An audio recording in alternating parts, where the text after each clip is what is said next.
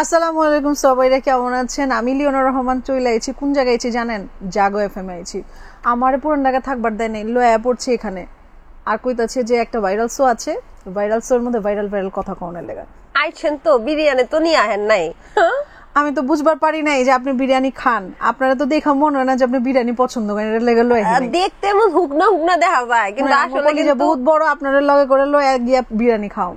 এইটা খিলা খামু অবশ্যই, আমি তো পারছি না। দর্শক, welcome to Jago FM 94.4। This is me RT Samriddhi. চলছে the viral show brought you by Pran Frooto, and I am so much excited because আমার সামনে আছেন একজন ঢাকাইয়া, এবং আপনারা সবাই তাকে চেনেন, আমাদের সবার প্রিয়। এবং অনেক আগে আমি মনে ফ্রেন্ড রিকোয়েস্টটা পাঠিয়েছিলাম তাকে, অনেকদিন ঝুলিয়ে রেখে তারপর অ্যাকসেপ্ট করেছে।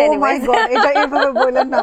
সো লিওনা, ওনার আরেকটা নাম হচ্ছে লিয়ান, রাইট? এন্ড উনি হচ্ছেন ব্র্যান্ড প্রমোটার। মানে কি নাই বলেন, তার মধ্যে যোগ্যতা গুণ কি নাই বলেন। আমি এটার জন্য আমাকে টাকা দেওয়া হবে অবশ্যই। যাই হোক, তিনি ব্র্যান্ড প্রমোটার, তিনি ব্লগার, কন্টেন্ট ক্রিয়েটর, তিনি নাচ গান সবই পারে। সেগুলো আপনারা দেখেন অথবা দেখেন না। এবং ভবিষ্যৎ ডিজে, রাইট? হ্যাঁ, আমার নেক্সট টার্গেট আছে ডিজে। ডিজে কেন হওয়ার একটা ইচ্ছা প্রফেশন আপনার? কিন্তু অ্যাড হইছে। কোনটা? কেউ যদি আমাকে ইনসাল্ট করে তাকে আমি খুব বাজেভাবে অ্যানসার দিই। ও, আপনি revenge of nature. Yes, revenge of nature. হ্যাঁ, প্রফেশনটার নাম কি দেওয়া যেতে পারে? ঝগড়াটা সবাই বলতেছে আমাকে। মানে আমাকে মানুষ ট্রিগার করবে, আমি কিন্তু অ্যানসার দিতে পারবো না। আমি অ্যানসার দিব ডেফিনেটলি, এবং সবারই দেওয়া উচিত। কেউ যদি ট্রিগার করে অবশ্যই এমন ভাবে অ্যানসার দেওয়া উচিত যেন সে নেক্সটে কখনো সাহস না করে ট্রিগার করে। ও জোস, ঢাকায় মানুষের তো এটাই ঐতিহ্য। আমি তো পুরান ঢাকা বলিই নাই। পুরান ঢাকা বললে তো কেউ নিতেই পারতো না। আমি তো খুব শুদ্ধ ভাষায় বলি। আজকে আমি রিকোয়েস্ট করব যে একটু পুরনো ঢাকার যদি ভাষায় আমরা কথা বলতে পারি। আচ্ছা, পুরনো ঢাকার ভাষায় বলতে কেমন লাগে? পুরান ঢাকার ভাষা যদি আমি বলি তাহলে টুট আপনাদের ওখানে দিতে হবে। কোনো সমস্যা নেই, আমরা টুটু দিয়েই ছাড়বো। তো কেমন আছেন? আলহামদুলিল্লাহ, আপু ভালো আছে, অনেক ভালো আছে আপনাদের সকলের দোয়ায়। ওকে, সো ডিজে হওয়ার ইচ্ছা কেন? মানে আমার কাছে মনে হচ্ছে যে না, ডিজে লিওনা মানে এই নামটার মধ্যে না ডিফারেন্ট একটা কিছু, একটা ভাইব আছে। সো এটার জন্য আমি চিন্তা করি যে না, আমি এতগুলা প্রফেশন নিয়ে চলতেছি, ঠিক আছে, একটু ডিজেতে একটু সুইচ হয়ে আমার কাছে খুব ইচ্ছা হচ্ছে। আর মনে হচ্ছে যে না, আমি ভাইব আনতে পারবো, মানে ফ্লোর কাঁপাইতে পারবো, মানুষ খুব মজা পাবে। আমরা তো সাধারণত, মানে এটা কিন্তু দরকার, আমরা সাধারণত দেখি ডিজে মানি হচ্ছে একদম 36, 24, 36, এবং সেই সাথে সাথে হচ্ছে প্লাস সাইজ হয়ে থাকে। প্লাস সাইজের একজন ডিজে, সেই মানে পুরো কাঁপবে, মঞ্চ কাঁপবে। বলেন তো, আপনাকে ফার্স্টে ইনভাইট করে রাখতেছি আমি। ওকে, আমি হোস্টিং করবো। ওকে, ডিজেটা। আচ্ছা, একটু দেখবো নাকি আমরা ডিজের একটু নাচ? ডিজে ওয়ালে বাবু। জাস্ট আচ্ছা, ফার্স্ট অফ অল আমার একটা খুব কনফিউশন, আমি আজকে ঘেটে ঘুটেও পেলাম না। মানে সেপারেশন লেখার কারণটা কি? এটা কি আসলে মানে সত্যি নাকি দুষ্টুমি? না, এটা দুষ্টুমি ডেফিনেটলি। অ্যাকচুয়ালি হচ্ছে যে আমি এটা বাংলাদেশের মানুষকে বোঝানো ট্রাই করছি যে সেপারেশন এন্ড হচ্ছে ডিভোর্স দুটা সেম না, ঠিক আছে? একটা রিলেশনশিপের মধ্যে না, মানে আমার তো অনেক ছোটবেলায় বিয়ে হয়েছে, এন্ড আমরা একসাথে বড় হয়েছে, আমার হাজব্যান্ড ওয়াইফ। আর ডে বাই ডে দেখা যাচ্ছে কি ও হচ্ছে আমার প্রফেশন থেকে একটু সুইচ হতে চাচ্ছে। আচ্ছা, হ্যাঁ, মানে ও সবসময় আমাকে সাথে রেখেছে বা ও আমার সাথে থেকেছে। সেটা রিজন হচ্ছে যে প্রত্যেকটা প্রফেশনে কিন্তু একটু ব্যাড অ্যাপ্রোচ আসে, ওটা যেন না আসে, সেফটির জন্য অলওয়েজ ও আমার সাথে ছিল। এখন দেখছে যে ও যায় না, ঠিক আছে, আমি একটু স্ট্যাবলিশ হয়ে গেছি, এখন ও হচ্ছে যে সুইচ করতে চাচ্ছে। এর মধ্যে হচ্ছে যে থাকে না যে একটু টক্সিটিসি বেড়ে যায় অনেক সময় একসাথে থাকলে, কিন্তু এটা হয় ডেফিনেটলি। তো দেখা গেল যে না, জিনিসটাকে নোংরামিতে না নিয়ে আমরা হচ্ছে সুন্দরভাবে অ্যাকচুয়ালি যার যার জায়গায় থেকে আমরা কাজ করি। তো দেখা যায় যে যেহেতু আমরা কাপল হিসেবে আমাদেরকে আসলে আইডিয়াল কাপল হিসেবে মানে মানুষ, এটা আমরা আসলে আমাদের কোনো আইডিয়া ছিল না। তো আমরা যখন এটাকে এই নিউজটাকে দিতে বাধ্য হয়েছি, যে অনেকেই বলতেছে ভাইয়ার সাথে আসেন, ভাইয়ার সাথে ইনভাইট, ভাইয়ার সাথে কন্টেন্ট। তো অ্যাকচুয়ালি না, আমাদের এখন ওই সিচুয়েশনটা নাই, আমরা করব, ঠিক আছে? সো দ্যাটস ওয়াই না আমরা এটা বলতে মানে একটু বাধ্য হয়েছি যে এখন ও মানে সেপারেটেড। আসলে আমরা এখন ওভাবে কন্টেন্ট দিতে পারছি না যেটা মানুষ চাচ্ছে। তাহলে কন্টেন্টের ক্ষেত্রে সেপারেশনটা হয়েছে? হ্যাঁ, আমরা আমাদের ব্যক্তিগত সেপারেশন বলতে হচ্ছে যে আমরা একজন মানে একটু সাইড আছি, দুজনের কাজে ব্যস্ত, হ্যাঁ দুজন দুজনের মধ্যে খুব ভালোভাবেই যার যার জায়গায় কাজে আছে। এই জিনিসটা আসলে আমাদেরকে বলার কোনো দরকার ছিল না বা প্ল্যানিংও ছিল না, বাট আমাদের কাজের ক্ষেত্রে এই জিনিসটা আসলে আপনাদের কাজ পর্যন্ত পৌঁছেছে, আর এটা আমাদের পার্সোনাল প্রোফাইলে দিয়েছে আর মানুষ এটাকে স্প্রেড করছে। আচ্ছা, একই ছাদের নিচে তো আছেন নাকি? অবভিয়াসলি একই ছাদের নিচে আছি, বিকজ অফ আমার মেয়ে বড় হয়ে গেছে, আমার মেয়ে ও লেভেল দিবে সামনে। সো পুরান ঢাকার জিনিসগুলা কি আসলে মানে আমরা অনেক কিছু চিন্তা ভাবনা করে না সবকিছু ম্যানেজ করি। ইয়েস, ও এবং আমরা দুজনই ম্যানেজ করছি সবকিছু। এটা আমি আসলে ক্লিয়ার না, মনে হয় বাঙালি বলেই হয়তো ক্লিয়ার না, মানে কিছু মান অভিমান পালা কি চলছে তাহলে? হ্যাঁ, মান অভিমান পালা তো চলছে। আচ্ছা, যার যার জায়গা থেকে কাজ করছি, মানে সুস্থ একটা পরিবেশ, একটা পজিটিভ পরিবেশ আমরা মেনটেন করার ট্রাই করছি, এটাই। আচ্ছা, আমরা চাইবো, তারপর আপনারা যেহেতু খুব হ্যাপি একটা কাপল, চাইবো খুব সুন্দরভাবে আবার। আর আমি এটাও বলবো যে অবশ্যই উচিত যে নিজের পপুলারিটি বা পাওয়ার জন্য আমাদের এত কিছু ইন্টেনশন ছিল। আমরা husband wife, we both are very fun loving, ওইও ফান লাভিং, মানে আমরা খুব ফান করি, মজা করি। আমি দেখেছি আপনার হাজবেন্ডও তো খুব সুন্দর টিকটক করে, আপনার সাথে খুব সাথে মজা করি, আমরা কোথাও গেলে আড্ডা দিলে খুব মজা করি। কিন্তু কথা হচ্ছে যে এই সোশ্যাল মিডিয়াতে হাজবেন্ডকে আনাটা আসলেই হচ্ছে কাপল যে নজর জিনিসটা না খুব বাজে। এটা আসলে, এটা আমি মানি, আমি আগে মানতাম না, এটা আসলেই বাজে। আমি এটার জন্য আমার বাচ্চাদেরকে কখনো মানে দেখবেন না যে আমার ছেলে খুব সুন্দর কন্টেন্ট ক্রিয়েট করে, আমার মেয়ে হচ্ছে মানে ওরা মানে আমার মাশাআল্লাহ আলহামদুলিল্লাহ আমার বাচ্চারা কিন্তু খুব এইগুলা খুব মানে হয়তো বা জেনেটিক্যালি পেয়েছে, বাট আমি ওদেরকে সেপারেট রেখেছি এইসব দিক থেকে। তো আমি বলবো যে উচিত না আসলে যে নিজের কাপলের যে একটা আছে, হ্যাপিনেস আছে, সেটা আসলে মানুষকে দেখানো। নজর আসলেই খারাপ, নজর ভালো না। তাহলে কি নজরে আপনার পরিবারেও কোনো একটা সমস্যা হয়? অবশ্যই, ডেফিনেটলি নজর ইফেক্ট করে খুব বাজেভাবে। আমিও শুনেছি মানে নজর লাগলে নাকি অসুস্থ হয়ে যাওয়া, হ্যাঁ আপু, সেপারেশন বা এই যে ঝগড়া, ইটস ট্রু। আমি এটা কখনো মানতাম না, বাট আমি এখন মানি নজর খুবই বাজে জিনিস। তাহলে আপনি কি যেমন আপনারা যখন কাজ করতেন অনেকটা কাপল ব্লগিংও তো করতেন, তো সেক্ষেত্রে অনেকে এইটাকে বলে হয় জামাই বউ ব্যবসা। হ্যাঁ হ্যাঁ, এটা অনেক শুনেছি, খুব বাজেভাবে এগুলা বলা হয়।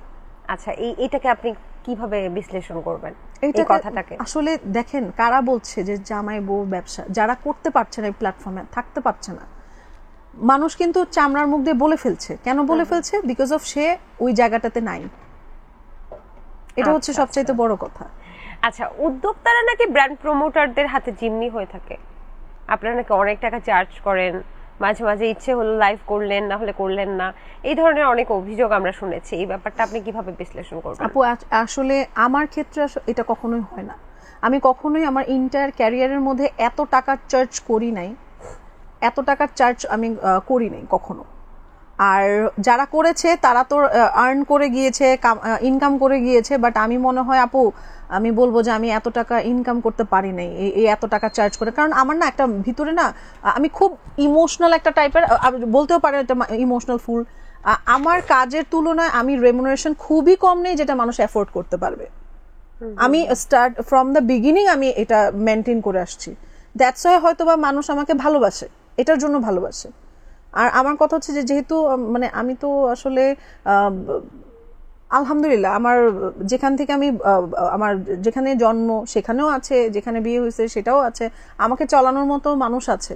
সো আমার আসলে ওই যে মানুষের ঘাড়ে পাড়া দিয়ে আসলে বেশি চার্জ করে নিয়ে খাইতে হবে এমন কোনো ইন্টেনশন কখনোই ছিল না। আর এটা আমার ক্ষেত্রে আমি বলতে পারবো না যে আমি, কেউ বলতে পারবে না এই পুরা বাংলাদেশের মধ্যে যাদের সাথে আমি কাজ করেছি তারা কখনোই বলতে পারবে না যে আমি হাই রেমুনারেশন চার্জ করেছি। ব্র্যান্ড প্রমোশন এই সেক্টরটাতে ভালো করছে কারা, কি মনে হয়? ব্র্যান্ড প্রমোশনের সেক্টরটাতে ভালো করছে অনেকেই করছে আপু। যেমন আমি কার নাম নিব, আপনি কি নাম নেওয়ার কথা বলছেন? সবার ফার্স্টে তো লিওনা রহমান অনেক ভালো কাজ করছে।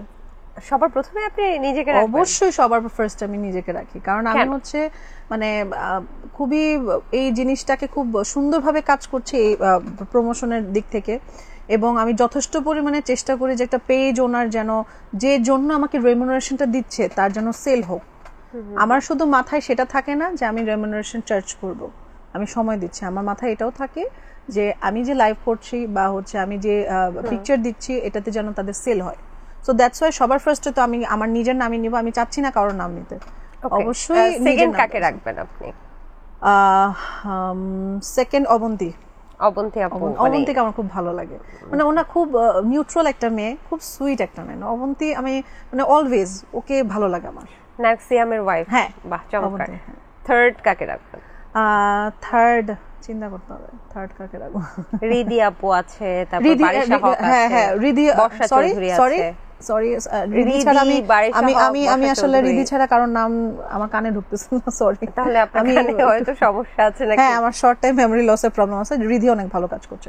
আসলে কি অ্যাকচুয়ালি কাজে না বোঝা যায় যে তাদের আপব্রিঙ্গিংটা কেমন হয়েছে। আচ্ছা, 3 জন তো, আমি 5 জনের নাম জানতে চাচ্ছিলাম। না, আমি 3 জন, আমি এটাতেই আপু ঠিক আছে। আমি আসলে কারা আপনি যাদের নাম বলছেন আসলে আমি ঠিকমতো চিনতে পারি না। অন্য কারো নাম বলেন আপনি।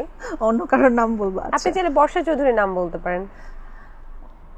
ও কাজ করছে প্ল্যাটফর্মে, আমি আসলে ওনার কাজ দেখছি না, তো এটার জন্য আমি আসলে অনেকের কাজই দেখছি না।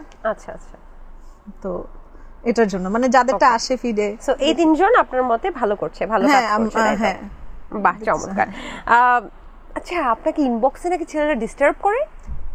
অনেক ডিস্টার্ব করে। রাত 4টার দিকে কে ফোন মানে নক দিয়ে বলে হাই কেমন আছো, কেন বলবে? জাস্ট বিকজ অফ আমি সেপারেটেড লিখেছি এটার জন্য? ওয়াই?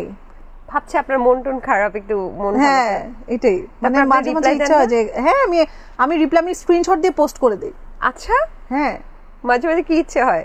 এই যে এক্সপোজ করতে ইচ্ছা হয়। এক্সপোজ করতে? বিবাহিত মহিলাদেরকে নাকি ব্যাটারা রাত হলে বেশি নক করে। হ্যাঁ, এটা ট্রু। খালি কেমন আছো জিজ্ঞেস করে, আর তো কিছু জিজ্ঞেস করে না। তারপরে হচ্ছে আপু I am a very big fan of you, আপনাকে অনেক পছন্দ করি। আপু ডেকে আবার বলে আপনাকে অনেক পছন্দ করি। কথা বলা যাবে? পছন্দই তো করে, বিয়ে তো কথা বলা যাবে? বিয়ের কথা তো মুখেও নিবে না। মানে আমি এত পরিমাণে আমি আসলে ছেলেদের সাথে কনভারসেশন খুবই বাজেভাবে করি। দ্যাটস ওয়াই মনে হয় কোনো ছেলে আমাকে নক দেওয়ার আগে 10 বার চিন্তা করে। আচ্ছা, তারপরেও এত ছেলে নক দেয় 10 বার চিন্তা করার পরেও? নক দেয়। রাত 4টায় নক দেয় কেন? I don't know. রাতে মনে ঘুম আসে না তাদের? হ্যাঁ, এটাই হইতে পারে। আমার তো সুন্দর সুন্দর ভিডিও দেখে আসলে তারা ঘুমাইতে পারে না। ওকে, সো মানে এমন যদি হয় যে তাদের মধ্য থেকে একটা বন্ধু তো খুঁজে নিতে পারেন আপনি। আমার অনেক বন্ধু বান্ধব আছে, আমার ছেলে ফ্রেন্ডস অনেকেই আছে, and they are very amazing, অনেক ভালো, অনেক সাপোর্টিভ আমার ফ্রেন্ডসরা। আর হচ্ছে আমার ফ্রেন্ডস, আমার হাজবেন্ডের ফ্রেন্ডস, আমাদের না মানে ওর ফ্রেন্ডস আমার ফ্রেন্ডস, আমার ফ্রেন্ডস ওর ফ্রেন্ডস। তো এইভাবে আসলে আমার সার্কেল আছে, আমি সার্কেল ছাড়া চলতে পারি না। তাহলে মনে হয় ইনবক্সে আপনি প্রেমের প্রস্তাবও পাচ্ছেন এখনো? হ্যাঁ, পাচ্ছি। কি বলে? প্রস্তাব দেয়। কি বলে যে চলো একটু কফি খাই? হ্যাঁ, কফির জন্য, কফির জন্য, তারপরে চলো এক জায়গায় বসি, এরকম। হ্যাঁ, এরকম পাই। তারপরে আপনার রিপ্লাই কি থাকে? আমার রিপ্লাই খুব জঘন্য থাকে। আপনাকে কে বলেছে আমাকে নক করতে? কার পারমিশনে আপনি আমাকে নক করেছেন? আমি খুবই চামার, সিরিয়াসলি। আচ্ছা, তো কারোর জন্য এরকম মায়া দেওয়া হয়নি? না, আমার মায়া দেওয়া না। আমার না অ্যাকচুয়ালি হচ্ছে নিজে থেকে যে ছেলে নক দিবে না, আমার কাছে ওটাকে ছ্যাচরা মনে হয়, টু বি অনেস্ট। মানে তাদের কোনো সেলফ রেসপেক্ট নাই। এটার জন্য আমার নিজে থেকে কোনো ইন্টারেস্ট পাই না যে তাদের সাথে কন্টিনিউ কথা বলবো। আচ্ছা, তাহলে লিওনা রহমানকে ছ্যাচরা ছেলেরা রাত 4টায় নক দেয়, তাই তো? ওকে, কতগুলো দৈনিক প্রেমের প্রস্তাব আসে আপনার? না, বেশি না, মানে 2-1টা আসে মাঝে মাঝে, এই তো 2-1টা আসে। আমি বুঝলাম না, অবিবাহিত সিঙ্গেল হয়ে আমরা পাই না কেন? বিবাহিত না, এখন আসলে কিন্তু ট্রেন্ড চলছে যে বিবাহিত মেয়েদের খুব মানে প্রস্তাব আসে বিবাহিত মেয়েদের। কেন, মানে কি দায়িত্ব নিতে হয় না এই জন্য? Exactly, true. একটু বিশ্লেষণ করবেন এটা কারণটা কি, মানে সমস্যা কি তাদের?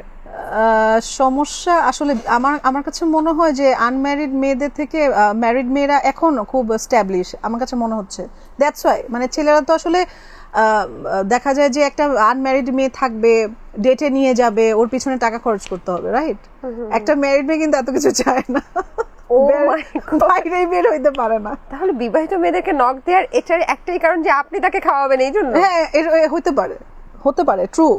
আমার কাছে মনে হয় কি ক্ষুধার্ত তারা, চিন্তা করেন। এক্স্যাক্টলি। আর এখন মানে হ্যাঁ, ছেলেরা এখন মানে এই টাইপেরই এখন মোস্ট অফ আমি শুনি, তো আমার সারাউন্ডিং আমি শুনি যে মানে আমি মানে মেয়েরা ছেলেদেরকে খাওয়াচ্ছে এখন, কিন্তু এটাই চলতেছে ছেলেদের। এইটা বললে আবার অনেকের জ্বলনি ধরে যাবে যে হ্যাঁ, আমার কথায় অনেক মানুষের জ্বলনি ধরে যায়, এটা ট্রু। মানে আমি যেটা বলি না, আমি সত্য বললে প্রবলেম, মানে বলে না যে সত্য কথা বলতে নাই, আমি বললে প্রবলেম।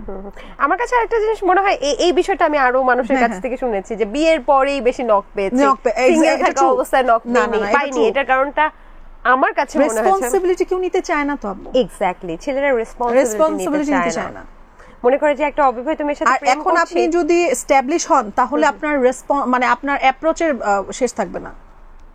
প্রচন্ড মানে ছেলের অ্যাপ্রোচ করবে আপনাকে, যে কারণ আপনি ইন্ডিপেন্ডেন্ট, আপনি 100টা ছেলে চালাতে পারবেন। তাহলে আগে যেটা বুঝতাম যে এস্টাবলিশ ছেলেদের পেছনে মেয়েরা ঘুরে, এখন দেখি যে এস্টাবলিশ মেয়েদের পেছনে ছেলেরা ঘুরে। ও মাই গড, তাহলে যুগ তো অনেক পরিবর্তন হয়ে গেছে, অনেক পরিবর্তন। ওকে ওকে, সো ঢাকাইয়া মাইয়ারা নাকি আগুন? আসলে আগুন, আচ্ছা জ্বলে ওঠে। তাই একটু ঢাকাইয়া মেয়েদের একটু ব্র্যান্ড প্রমোশন করেন না? আমি কি কম কোন, আমি যে পুরান ঢাকার মানুষ, আমার মানে মানুষ এমন ভাবে আমার ট্রল করছে, আমার পুরান ঢাকার মানুষ আমার ট্রল করানো শুরু। কেন? হ্যাঁ, পুরান ঢাকার মানুষগুলোর ভিতরে বহুত বড় একটা গুণ আছে। কি গুণ?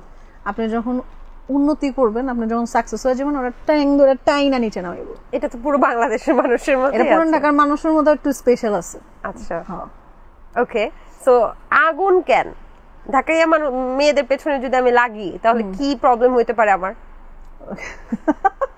আসলে প্রবলেম ঢাকাইয়া ভাষায় শুনতে চাই, ঐতিহ্যটা ধরে রাখেন। আমি আসলে ঢাকায় মেয়েদের কথা বলবো না, মাইয়াগো কথা বলবো না, আমি আমার নিজের কথাই কই। আমি আসলে আগুন। আচ্ছা, আমি আগুন। আমার পিছনে লাগতে এলে আমি একেবারে খবর আনাই দেবো। কি করবেন? পুরাই দিবেন? দেখেন নাই লাইভের মধ্যে কি করছি? ও আচ্ছা আচ্ছা, দেখেন নাই? দেখছেন তো। আর সামনাসামনি যদি কেউ লাগে তাহলে কি করবেন? সামনাসামনি লাগতে আয়ো না মাম্মা, খবর আছে। ঘুষি মুষি মারবে না? এটার বহুত রেকর্ড আছে। আমার জামাইরা ফোন দিয়ে জিগায় দেখেন। জামাইকে আপনি ঘুষি মারতেন? জামাইরে তো জীবনও না, জামাইরে তো রেসপেক্ট করি। আচ্ছা, কিন্তু আমার মারামারির অভ্যাস আছে ছোটবেলা থেকে, জন্মের পরের থেকেই। আমার বাপে কইতো যে এটা আমার মাইয়া নয়, আর পোল হইলে ভালো হইতো। ওরে বাবা, আপনি কাকে কাকে ঘুষি মারছেন? আমি ছোটবেলা থেকে মারামারি করে বড় হয়েছি, বারাটি আর পোলাপান করে মারতাম। আমি সবার ছোট তো ফ্যামিলির, এটা লেগা। কি কেন মারতেন? এমনি মারামারির অভ্যাস ছিল আমার, মারতাম আমি, মারামারি বহুত অভ্যাস। লাস্ট 1 মান্থে কাউকে ঘুষি টুসি মারছেন? না, লাস্ট 1 মান্থে হয় নাই। কতদিন আগে হয়েছে? কারণ আমার জামাই জানে যে আমি খুব শর্ট টেম্পার। ও না মানে আমাকে রাগাইতে দেয় না, রাগাইলে তো খবর আছে। আমার অনেক রেকর্ড আছে এরকম। আচ্ছা, মানে লাস্ট রেকর্ডটা সম্পর্কে জানতে চাচ্ছি, কাকে? ওটা আসলে স্কিপ করতে চাইতেছে, এটা আর কোন যাব না। কোন যাব না? এমন হয়েছে কেউ হসপিটালে ভর্তি হয়েছে আপনার ঘুষিকে? হসপিটালে না, হসপিটালে ভর্তি হয় নাই, মারামারি করছি। মারামারি কি অবস্থা করছেন মারামারি করে, একটু যদি দেখবো। তার একটু স্কিপ করি, এটা কোন যাব না। তখন ছড়া ফেলে ঝগড়ার লগে লগে মারামারিও করে।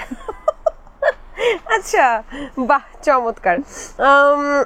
আচ্ছা, ঢাকাইয়া মানুষের কি ঢাকাইয়াদের সাথে বিয়ে হয়, এরকম কিছু রুলস আছে আপনাদের? ঢাকাইয়া মানুষদের একটা জিনিস কি, মানে ওদের একটা টার্গেট থাকে যে আমাদের যে গোষ্ঠীর একটা আছে, স্বভাব আছে, বা হচ্ছে আমাদের এটা কি বলে ওটাকে, ঐতিহ্য, যে পুরান ঢাকার মানুষ, আমরা পুরান ঢাকাই বিয়া দিব। যেমন আমার বাবা ঢাকাইয়াই লাগবে, কারণ আমার বাবার মেন্টালিটির সাথে তাদের মেন্টালিটি মিলবে, এটার জন্য। আর আমাদের পুরান ঢাকার মধ্যে তো গ্রামের থেকে বা হচ্ছে অন্য ডিস্ট্রিক্ট থেকে আসলে বলে বাঙ্গাল। ও আচ্ছা, আপনার কি তাহলে অবাঙাল? ঢাকাইয়ারা বলে, ঢাকাইয়াদের মুখে একটা ভাষ্য। হ্যাঁ, বাঙ্গাল। তো হচ্ছে যে আমার বাবা বলতো বাঙ্গাল গো কাছে বিয়ে দেবো। কিন্তু আমার তিনও ভাই হচ্ছে বিয়ে হয়েছে অন্য ডিস্ট্রিক্টে। তো দেখা গেল যে এটার জন্য আমার বিয়ে হয়েছে, আমার হাজবেন্ড হচ্ছে ঢাকাইয়া, আমার বোনের হাজবেন্ডও হচ্ছে ঢাকাইয়া। তো ওটাতে আমার বাপ একটু খুশি, ঠিক আছে। আর হচ্ছে এটা টার্গেটই থাকে যে না, পুরান ঢাকা মানে আমি ভাই মাইয়ারে আমি জাক জমক ভাবে বিয়া দিমু, আমার মাইয়ারে জাক জমক করে নিয়ে যাবো। এইটার জন্য মানে পুরান ঢাকার মানুষরা পুরান ঢাকার মানুষই খুঁজে যে আমি কি চাই ওরা বুঝবার পারবো, এটা হচ্ছে কথা। চমৎকার। ঢাকাইয়াদের ঐতিহ্য কি কি আপনার কি মনে হয়? ঢাকাইয়াদের ঐতিহ্য সবচেয়ে বড় কথা হচ্ছে ঢাকাইয়াদের মনটা অনেক বড়। খাওয়ায় মানে ওরা খাওয়ায় খুশি। আমরা কিন্তু হচ্ছে যে আমাদের আপনি আসবেন এতটুকু, আমরা কিছু ঢাকাইয়া ভাষায় শুনতে চাই। কেন আপনারা বাঙালির বাড়িতে মনে করেন খাই থেকে ধাপায় যাবেন, খাওন আমরা এত আপ্যায়ন করি, আমরা এত মানে যখন একটা কি বলে ওটারে গেস্ট আসে আমরা অনেক আপ্যায়ন করি, খাওয়াই। আমগো বসার বনের জায়গা না থাকলেও আমগো খাওয়ানোর টেবিল ভরা খাওয়ান দিতে পারবো। এটা হচ্ছে আমগো মানে আমগো মন অনেক বড়, মানে খাওয়া দাওয়া হচ্ছে তাদের একটা বিশাল ঐতিহ্য। আর আমগো ভিতরে না মানে ওই যে কূটনীতি জিনিসটা কম আছে, মানে একটু ওই যে ফইরামি জিনিসটা কম। ওটা কি আমি ঢাকায় বাসায় করেছে ফইরা মানে ফটকা টাইপের, ঢাকাইরা কিন্তু এই টাইপের না, ঢাকাইরা হচ্ছে সলিড কথা, ঢাকাইরা একদম সলিড। আমগো ভিতরে ফইরামি কোনো জিনিস নাই। বাহ, চমৎকার। এবং আমি শুনেছি ঢাকাইয়াদের সবচেয়ে বড় ঐতিহ্য হচ্ছে ছেলেদের ভুঁড়ি, মানে এই বিশাল বড় একটা ভুঁড়ি থাকবে, খেতেই থাকবে খানদানি ভুঁড়ি। এবং সেই সাথে সাথে মানে আমি যতটুকু দেখেছি ঢাকাইয়া যত ফ্রেন্ড সবাই মোটামুটি খাওয়া দাওয়া খুব ভালো করে এবং তাদের বেশ সুঠাম দেহ থাকে। আমার হাজবেন্ড তো 150 কেজি ওজন, ও হাইটও অনেক লম্বা, মানে 6 ফুট 1 ইঞ্চি। ভুঁড়ি চর্বি এগুলো কি ঢাকাইয়াদের ঐতিহ্য কিনা? এটা তো মানে ওরা আসলে কি ঢাকাইয়ারা কি কারোর কাছে চাকরি করবো না, ঢাকায় কথা হচ্ছে ব্যবসা করুম, বয়া বয়া খামু, ভারী ভাড়া উঠাম আর খামু। মানুষের আবার বস ডাকুম কি লাগা। আমার ভাইও আজীবন কয়েছে আমি জীবনে মানুষের বস ডাকবার পারুম না, আমি চাকর বাকর পালুম, আমি কি লাগা মানুষের বস ডাকতে যাবো। আমার ভাই, আমার বাপ, আমার শ্বশুর, আমার হাজবেন্ডও আমি জীবনে চাকরি করবার পারবো না, আমার দেবরও না, না অসম্ভব। কাউরে বস ডাকুম সারসা ডাকুম এটা হইব না। আমরা এই চাকর বাকর পাইলা কুল পাই না, আবার আমরা কি লেগা মানুষের বস ডাকবার যাবো। এটা পুরান ঢাকায় মানে দিলটা তাদের বিশাল বড়। কিন্তু এই যে এত রাজকীয় খাবার, কি বড় বাপের পোলা, হাজির বিরিয়ানি, এই রাজকীয় খাবার খেয়ে গেছে মানে ম্যাক্সিমামই দেখি একদম নাদুস নুদুস। আপনাদের ওই চিপ্পা গলি দিয়ে যাইতে গিয়ে আটকা পড়েন না? 2 জন যাইতে পারেন না? এইটার কি কোনো ব্যবস্থা আছে? না, এটার ব্যবস্থা না। আমরা খায়া খুশি, আমরা খায়া খুশি, খাওয়ায়া খুশি, আমরা মজা করি, ফান করি। আমরা অনেক পুরান ঢাকা কি একটা জীবন্ত একটা লাইফ আপনারা পাবেন। আমরা প্রতিটা অকেশন বহুত মানে মজা করে পালন করি, বহুত। মানে যেমন শুক্রবার রাইটটা তো আমগো মানে বৃহস্পতিবার রাইট থেকে শুক্রবার আমগো ছুটি থাকে, জায়গা নানি শাশুড়ির বাড়িতে সবাই মিলা মজা করি, গাবাগাবি করি, আজকে অমুকের বাড়িতে, কালকে তো অমুকের বাড়িতে, এরকম করে আমগো দিন পার হয়ে যায় না। আমগো কি কারোর লগে কে আমাদের নিয়ে কি করলো না করলো আমার কি টাইম আছে এগুলা? আপনার নানি শাশুড়ির বাড়ি নাকি ডুপ্লেক্স? এটা কেমনে জানলেন? আল্লাহ, আপনি এত কি বলেন, আমাকে এত স্টক করেন, মাই গড। সো ডুপ্লেক্স বাড়ি সম্পর্কে কিছু জানেন? না, ডুপ্লেক্স আসলে আমার বাপের বাড়িও ডুপ্লেক্স আমার। তো এটা দেখা ডুপ্লেক্স অ্যাকচুয়ালি এখনকার যে ডুপ্লেক্স মনে হয় যে যেটা ডুপ্লেক্স করে, আর আমাদের তো পুরান ঢাকার মধ্যে যে ফ্ল্যাটের মধ্যে একতলার মধ্যে আরেক তলা সিঁড়ি দিয়ে এভাবে উঠতে হয়। এটা কিন্তু এরকমই, মানে আগে থেকেই আগেকার বিল্ডিং বাড়িগুলো কিন্তু এরকমই ছিল। তো জাস্ট ওটাই কিন্তু অ্যাকচুয়াল ডুপ্লেক্স। সো এইভাবে আসলে কথাটা আসছে, আর কিছু না। কি বলেন? ওখানে আমি কখনোই হচ্ছে এগুলা ভিডিও করে দেই নাই। আমার ব্লগিং করছেন না কেন? না আপু, এগুলো আসলে ছোট লোকই লাগে, এগুলা টোটালি ছোট লোক, ছোট লোকই বানা। আমি কখনোই এটা করি না, নিজের বাসার কখনোই আমি ওই যে ভিডিও করে দেইনি। এগুলা যারা ছোট লোক, যাগর নাই, যারা নতুন দেখতেছে তারা করে, আমি করি না। আমি জীবনে কখনো যে গাড়ি থেকে নেমে তারপরে হেঁটে হেঁটে শপিং মলে ঢুকে ভিডিও করা, গাড়ির দরজা অন্যজন খুলে দেয়, এগুলো ডিসগাস্টিং লাগে। এগুলো বাপের বয়সে এগুলো করবো না আমি, নেভার এভার, এগুলো কখনোই করবো না। আচ্ছা, মানে ছোটবেলা থেকে খানদান দেখে বড় হয়েছে? অবশ্যই টাকা দেখে বড় হয়েছে আপু, কেন এগুলো করবো বলেন? এগুলো তো মনে করেন আমার বাসা থেকে ফোন আসবে, তুমি কি ছোট লোক? ওকে ওকে। আমি শুনেছি যে আপনার বাসার ভাইয়ার বাসার ছাদ আর আপনার বাসার বারান্দা নাকি চোখাচোখি ছিল, ওখানেই নাকি একটা বিল্ডিং মাঝখানে শুরু। এই মাঝখানের বিল্ডিং এ কে ছিল? মাঝখানের বিল্ডিং এ আরেকজন। এই যে চোখাচোখি প্রেম করতে মাঝখানের বিল্ডিং এর কেউ হা করে তাকায় থাকতো? হ্যাঁ, তাকায় থাকতো, পুরো মহল্লা জানতো, পুরো মহল্লাই জানতো। খালি আপনার বাপ মাই জানতো না নাকি? আমার বাপ মা জানতো, আমার বাপ খুশি ছিল না, মা আম্মু খুশি ছিল, আর ওরও ফ্যামিলিও জানতো। তো একটু শুনতে চাই যে চোখাচোখির সময় কোনো মজার ঘটনা ঘটছে? চোখাচোখির সময় মজার ঘটনা কি, মানে ও হচ্ছে আমার সাথে না অ্যাকচুয়ালি হচ্ছে আমাদের মিউচুয়াল। যেমন আমার বাপ হচ্ছে ছাদে হাঁটতো, আমি বসে থাকতাম, ও ওখান থেকে আসতো, ওর আব্বু আবার নিচে থেকে দূরবীন দিয়ে দেখতো যে আমার পোলা কাল লগে ইয়া করতেছে। দূরবীন দিয়ে আমার শ্বশুর দেখতো যে আমার পোলা কাল লগে টাঙ্কি মারতেছে। আমার শাশুড়ি ওই যে মুখের মাইয়ার লগে দেখছো তোমার পোলা টাঙ্কি মারতেছে। আমার শাশুড়ি তো পোলা জন্ম দিয়েছে টাঙ্কি মারবো না, টাঙ্কি মারানোর লগে পোলা জন্মছে। আমার শাশুড়ি খুব ইয়ে ছিল, খুব অন্যরকম ছিল, খুবই স্টাইলিশ ছিল। আচ্ছা। তো ওরা মানে খুব এনজয় করতো বিষয়টা। তারপর মানে বাসা থেকে ঠিকঠাক ভাবে মেনে নিল সবকিছু? আমার আব্বু মানাতে অ্যাকচুয়ালি বিশেষ করে আমি খুব ইন্টারেস্ট ছিলাম এই ছেলের সাথে বিয়ে বসার জন্য। এই ছেলের সাথে কেন? ছেলে লম্বা, মানে আমি না লম্বা ছেলে পছন্দ করতাম। ও, আর দেখতে কেমন ছিল? ইমরান হাশমি নাকি শাহরুখ খানের মতো দেখতে? এটাই তো কষ্ট। কি কষ্ট? কোনটার মধ্যে মতনই না, ওই ওর মতো। মানে ভালো লাগছে, কি জানি করছিল আল্লাহ জানে, কালা জাদু না কি আল্লাহ জানে। ও, করতেও পারে। হ্যাঁ, খোঁজ নিয়েছিলেন নাকি? আমি তো খোঁজ টোজ নেই না, ওরা বলছি যে জীবনটা শেষ করে দিছো, তামা করে দিছো আমার। আচ্ছা, একটু মজার ঘটনা শুনতে চাই, মানে এই যে প্রেমের সময় কোনো মজার ঘটনা। তখন তো অনেক ছোট, 14 বছর বয়স ছিল না? আর ভাইয়ার আচ্ছা, এটা আমি আগেও বলছি, বাট আজকে এখন বলবো, যেহেতু আপনি আছেন হোস্ট, অবশ্যই এটা জিনিসটা দেখবে সবাই, আর বেশি ভাইরাল হবে ইনশাল্লাহ। আচ্ছা, তো একদিন কি হয়েছে, ও শাওয়ারে গেছে মোবাইলটা রেখে, তো আমি ওকে কল দিতেছি, ও ফোন ধরছে না। ওর বাবা আবার ওর রুমে আসছে, রুমে আসার পর দেখতেছে ফোনটা বাজতেছে, তো ওর বাবা ফোন ধরছে। এখন বাবার ছেলে যে ভয়েস, আমি তো কখনো বাবার সাথে কথা বলি নাই, আমার শ্বশুরের সাথে, আমি তো বুঝতে পারিনি যে ওদের বাবা ছেলের ভয়েস সেম। তো আমি ফোনটা রিসিভ করে বলতেছি, জান এতক্ষণ ধরে তোমাকে ফোন দিতেছি, তুমি ফোনটা কেন ধরতেছো না? হ্যাঁ। আমার শ্বশুর কিছুক্ষণ চুপ থেকে বলে কি, তোমার জান গোসল করে। আমি তো ঠাস করে ফোনটা রেখে দিচ্ছি, শেষ, আমার প্রেম আর চলবে না, আমি শেষ। আমার মানে আমার ভাইরে বলতেছে, ভাই আকাম করে ফেলছে, কি করছে এই ঘটনা। পরে হচ্ছে আমি পরে শুনছি, তারপরে ও যখন শাওয়ার থেকে বের হয়ে আমার শ্বশুর বলতেছে, শুনো তোমার জান ফোন দিছিল, ফোন দিয়ে খবর নাও। মানে এত মজার একটা বিষয় হয়েছে। পরে ও আমাকে বলতেছে, তুমি বুঝো না এটা আব্বু ছেলে, তোমার আব্বুর আর তোমার কণ্ঠ যে একই, এটা তো আমি বুঝতে পারি নাই। বলে কি, মানে এটা খুবই সুন্দর একটা জিনিস হয়েছে। মানে আমার শ্বশুর এত পজিটিভ ভাবে মজা করছে, আমার শ্বশুর, আমার চাচা শ্বশুর অনেক ফান লাভিং, মানে অনেক ভালো। মানে মেনে নিছিল তাহলে, কোনো সমস্যা? আমার শ্বশুরের কোনো প্রবলেম ছিল না, আমার আব্বুর একটু প্রবলেম ছিল। আচ্ছা, কি বলেছে, বিয়ে দিব না? না, আব্বুর কথা হচ্ছে যে আব্বু এখানে বিয়ে দিবে না, আব্বুর অন্য কিছু চিন্তা ছিল। কি চিন্তা ছিল? অ্যাকচুয়ালি হচ্ছে যেদিন আমাদের পুরান ঢাকা তো জামাইদের জন্য যে টাকা পাঠানো হয় বিয়ের কাপড়ের জন্য, তো আব্বু যখন বিয়ের কাপড়ের জন্য, মানে ড্রেসের জন্য ওকে টাকা পাঠাচ্ছিল, সেদিনই হচ্ছে আমার প্রপোজাল আসছে আরেকটা আব্বুর ফ্রেন্ডের ছেলের সাথে। তখন আব্বু আমাকে বলতেছে, হ্যাঁ, তখন আমাকে দেখায় বলতেছে, দেখো এখনো সময় আছে। আমি বলছি, না, আমি এই ছেলের সাথে বিয়ে বসবো, না আমি বিয়ে বসবো না।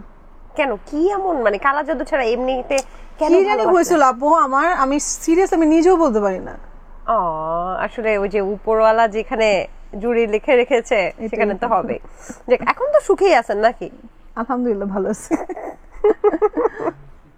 আচ্ছা, বিয়েটা কি তাহলে 14-15 বছর বয়সে হলো? তাহলে বেবিও তো অনেক ছোট বয়সে, ছোট বয়সে হয়েছে, 18 বছরের আগে। হ্যাঁ হ্যাঁ, শাস্তি দেয়া হোক, বাল্য বিবাহকে আমরা না বলি। যাই হোক, আপনার হাজবেন্ডকে নাকি কলিজা ডাকেন? আপনার হাজবেন্ড আপনাকে কি ডাকে? ওই আমাকে কলিজা ডাকে। আর আপনি কি ডাকেন? আমি ওকে ফারহার পাপা ডাকি, মানে আমার মেয়ের নাম হচ্ছে ফারহা, ওর বাবাকে ফারহার পাপা বলে ডাকি, ও আমাকে কলিজা ডাকে। বাহ, চমৎকার।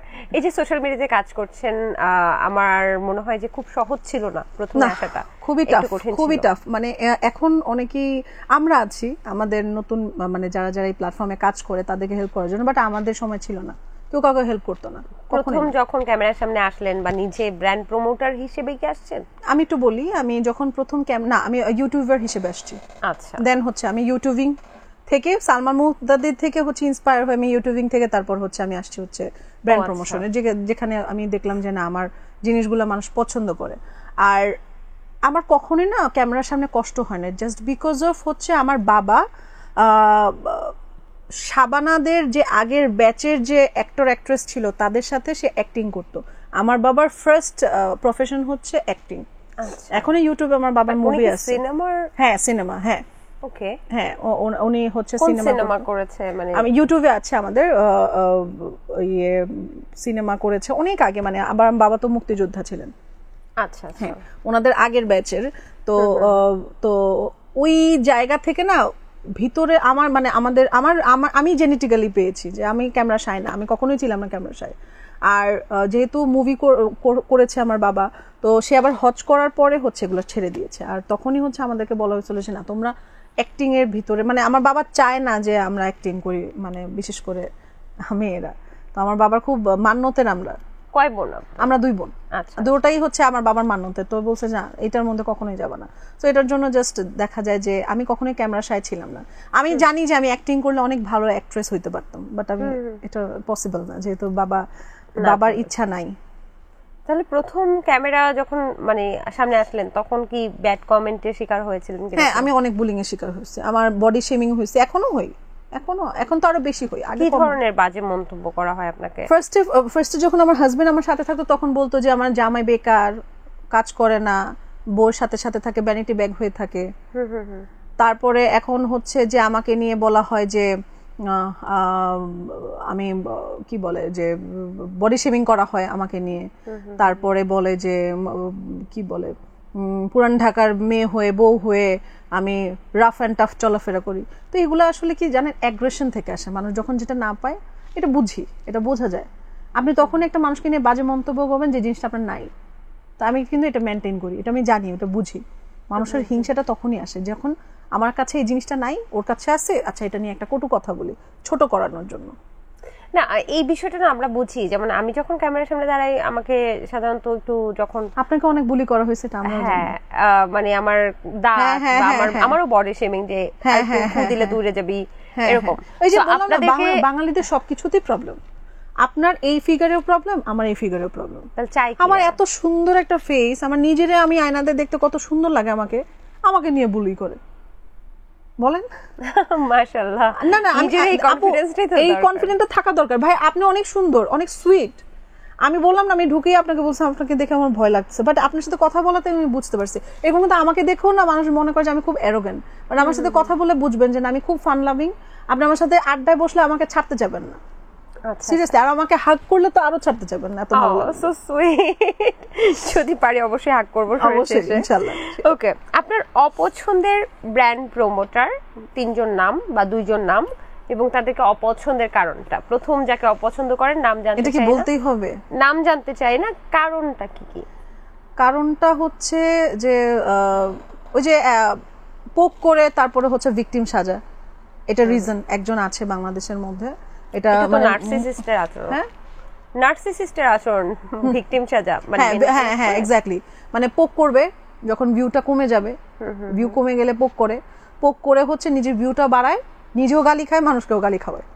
আচ্ছা। আর আমি যেমন আছি আপু, আমি এসেই বলছি যে আপু আমি যেমন আছি আমি এমনই।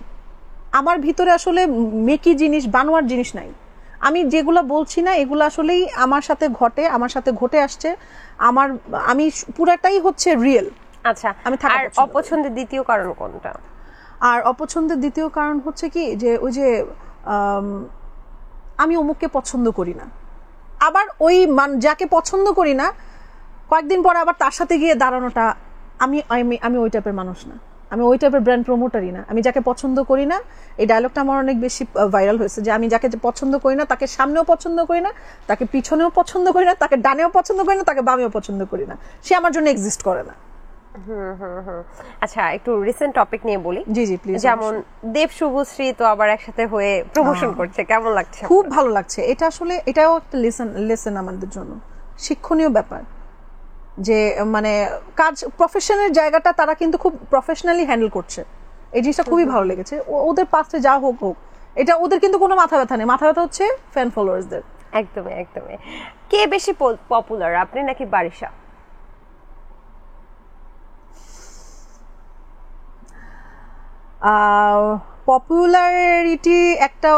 পপুলারিটিটা মানে দুইটা দিক আছে, একটা হচ্ছে বাজে ভাবে পপুলার, আর একটা হচ্ছে পজিটিভ ভাবে পপুলার। কে কোনটা? আমি পজিটিভ পপুলার।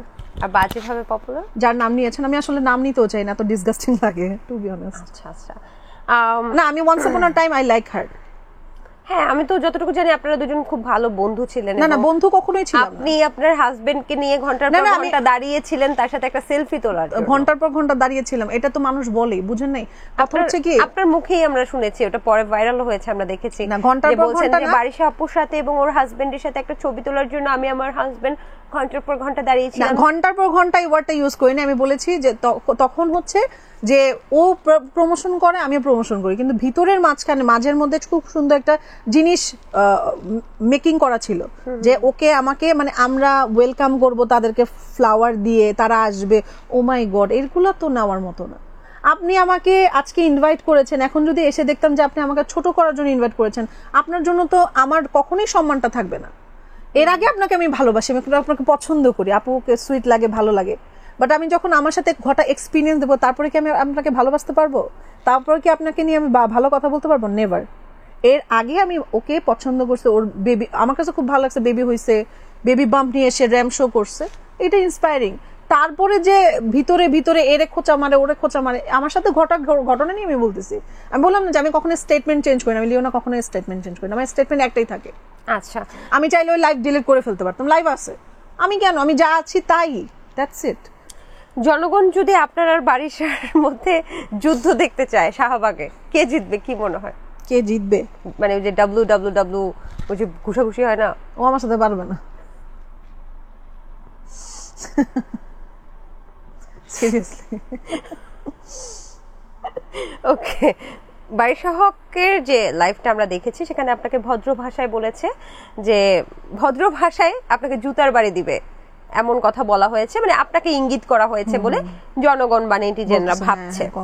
তো এই ভাষাটা বা এই কটূক্তিপূর্ণ ভাষাটা সম্পর্কে আপনার কি কিছু বলার আছে? ওর ভাষাটাই না ওকে ওকে ওর পরিচয় দিয়ে দেয়, ছোট লোক। এবং এটার একটা কারণ আছে, যেটা হচ্ছে আপনি তাকে নিয়ে কটূক্তিপূর্ণ কিছু ভিডিও আগে মেক করেছেন, এই কারণে রিভেঞ্জ অফ নেচার হয়েছে। কটূক্তিপূর্ণ ভিডিও কি মানে আপনি বলেন এখানে যে একটা ট্র্যাজেডি হয়ে গেছে মাইলস্টোনের, সেখানে এসে বলতেছে যে সবার আগে আমাদের কাছে নিউজ আসছে, এটা কিভাবে আপনি বলেন, আপনি কিভাবে নিচ্ছেন? এত বড় একটা ট্র্যাজেডি যেখানে হচ্ছে আমি আমার বাচ্চাকে সারাদিন ধরে কান্না করছি, আবু বাচ্চাগুলো কিভাবে মারা গেছে, ওখানে এসে তুমি যদি ভিউজের জন্য এগুলা বলো, এটা কোন ধরনের, এটা ধরনটা কি আপনি বলেন? তারপর মাইলস্টোনের ফ্যান ঘাড়ে পড়ছিল, মাথায় পড়েছিল, এটাও তো আমি জানি, আমাদের কাছে এটাও জানা আছে যে কি করতে গিয়ে সে মাইলস্টোনের টিসি খাইছিল, কি টিসি খাই বের হয়েছিল, কি করতে গিয়ে আসলে আমি এগুলি বিষয়ে কথা বলতে চাচ্ছি না, কারণ কথা হচ্ছে কি যে আমরাও চাইলে অনেক কিছু রিভিল করতে পারি। মানে বারিশা হক কি মাইলস্টোন থেকে টিসি খেয়ে তারপর বের হয়েছে? হ্যাঁ, এই মাথায় ফ্যান পড়ার পরেই এটা বলতে পারছি না, বাট হ্যাঁ এটা তো যাই হোক, কথা হচ্ছে কি যে এই জিনিসটাকে আপনি কিভাবে নেবেন, যে একটা ট্র্যাজেডি হয়ে গেছে ওটা নিয়ে, আরে তুমি স্টুডেন্ট হইলেও তো তুমি ওটাকে নিয়ে ইয়ে করবা যে না আমি ওখানে পড়তাম, ঠিক আছে আমি ওখানে পড়তাম, আমি এক্স স্টুডেন্ট ছিলাম, এটা কোন ধরনের কথা যে আমার কাছে আগে আসছে, নিউজ আসছে, এটা কেমন কথা? মানে ক্যাপ্টেন টুকি, মরহুম ক্যাপ্টেন টুকি কি ওনাকে ফোন দিয়েছে? হ্যাঁ হ্যাঁ, এটা বলেছেন না, টিচাররা ফোন দিচ্ছে, স্যাররা ফোন দিচ্ছে, মানে ওই প্লেন ক্র্যাশের সময় নাকি আগে যে ইয়ে হয়েছে, আমি এটা বলতে পারছি না, এরকমই কিছু একটা সে স্টেটমেন্ট দিয়েছে নিউজে। আচ্ছা, মানে সবার আগে ওনার কাছে খোঁজটা চলে এসেছে, গ্রুপে গেছে নাকি কত কিছু, যাই হোক এটা তো আমরা দেখেছি যে উনি সার্টিফিকেটও দেখিয়েছেন, উনি মাইলস্টোন কলেজের স্টুডেন্ট। তাহলে তুমি আপনিও কি মাইলস্টোনের ওনার শিক্ষা মানে সহপাঠী ছিলেন? না না, আচ্ছা আচ্ছা, আমার আসলে ভিউ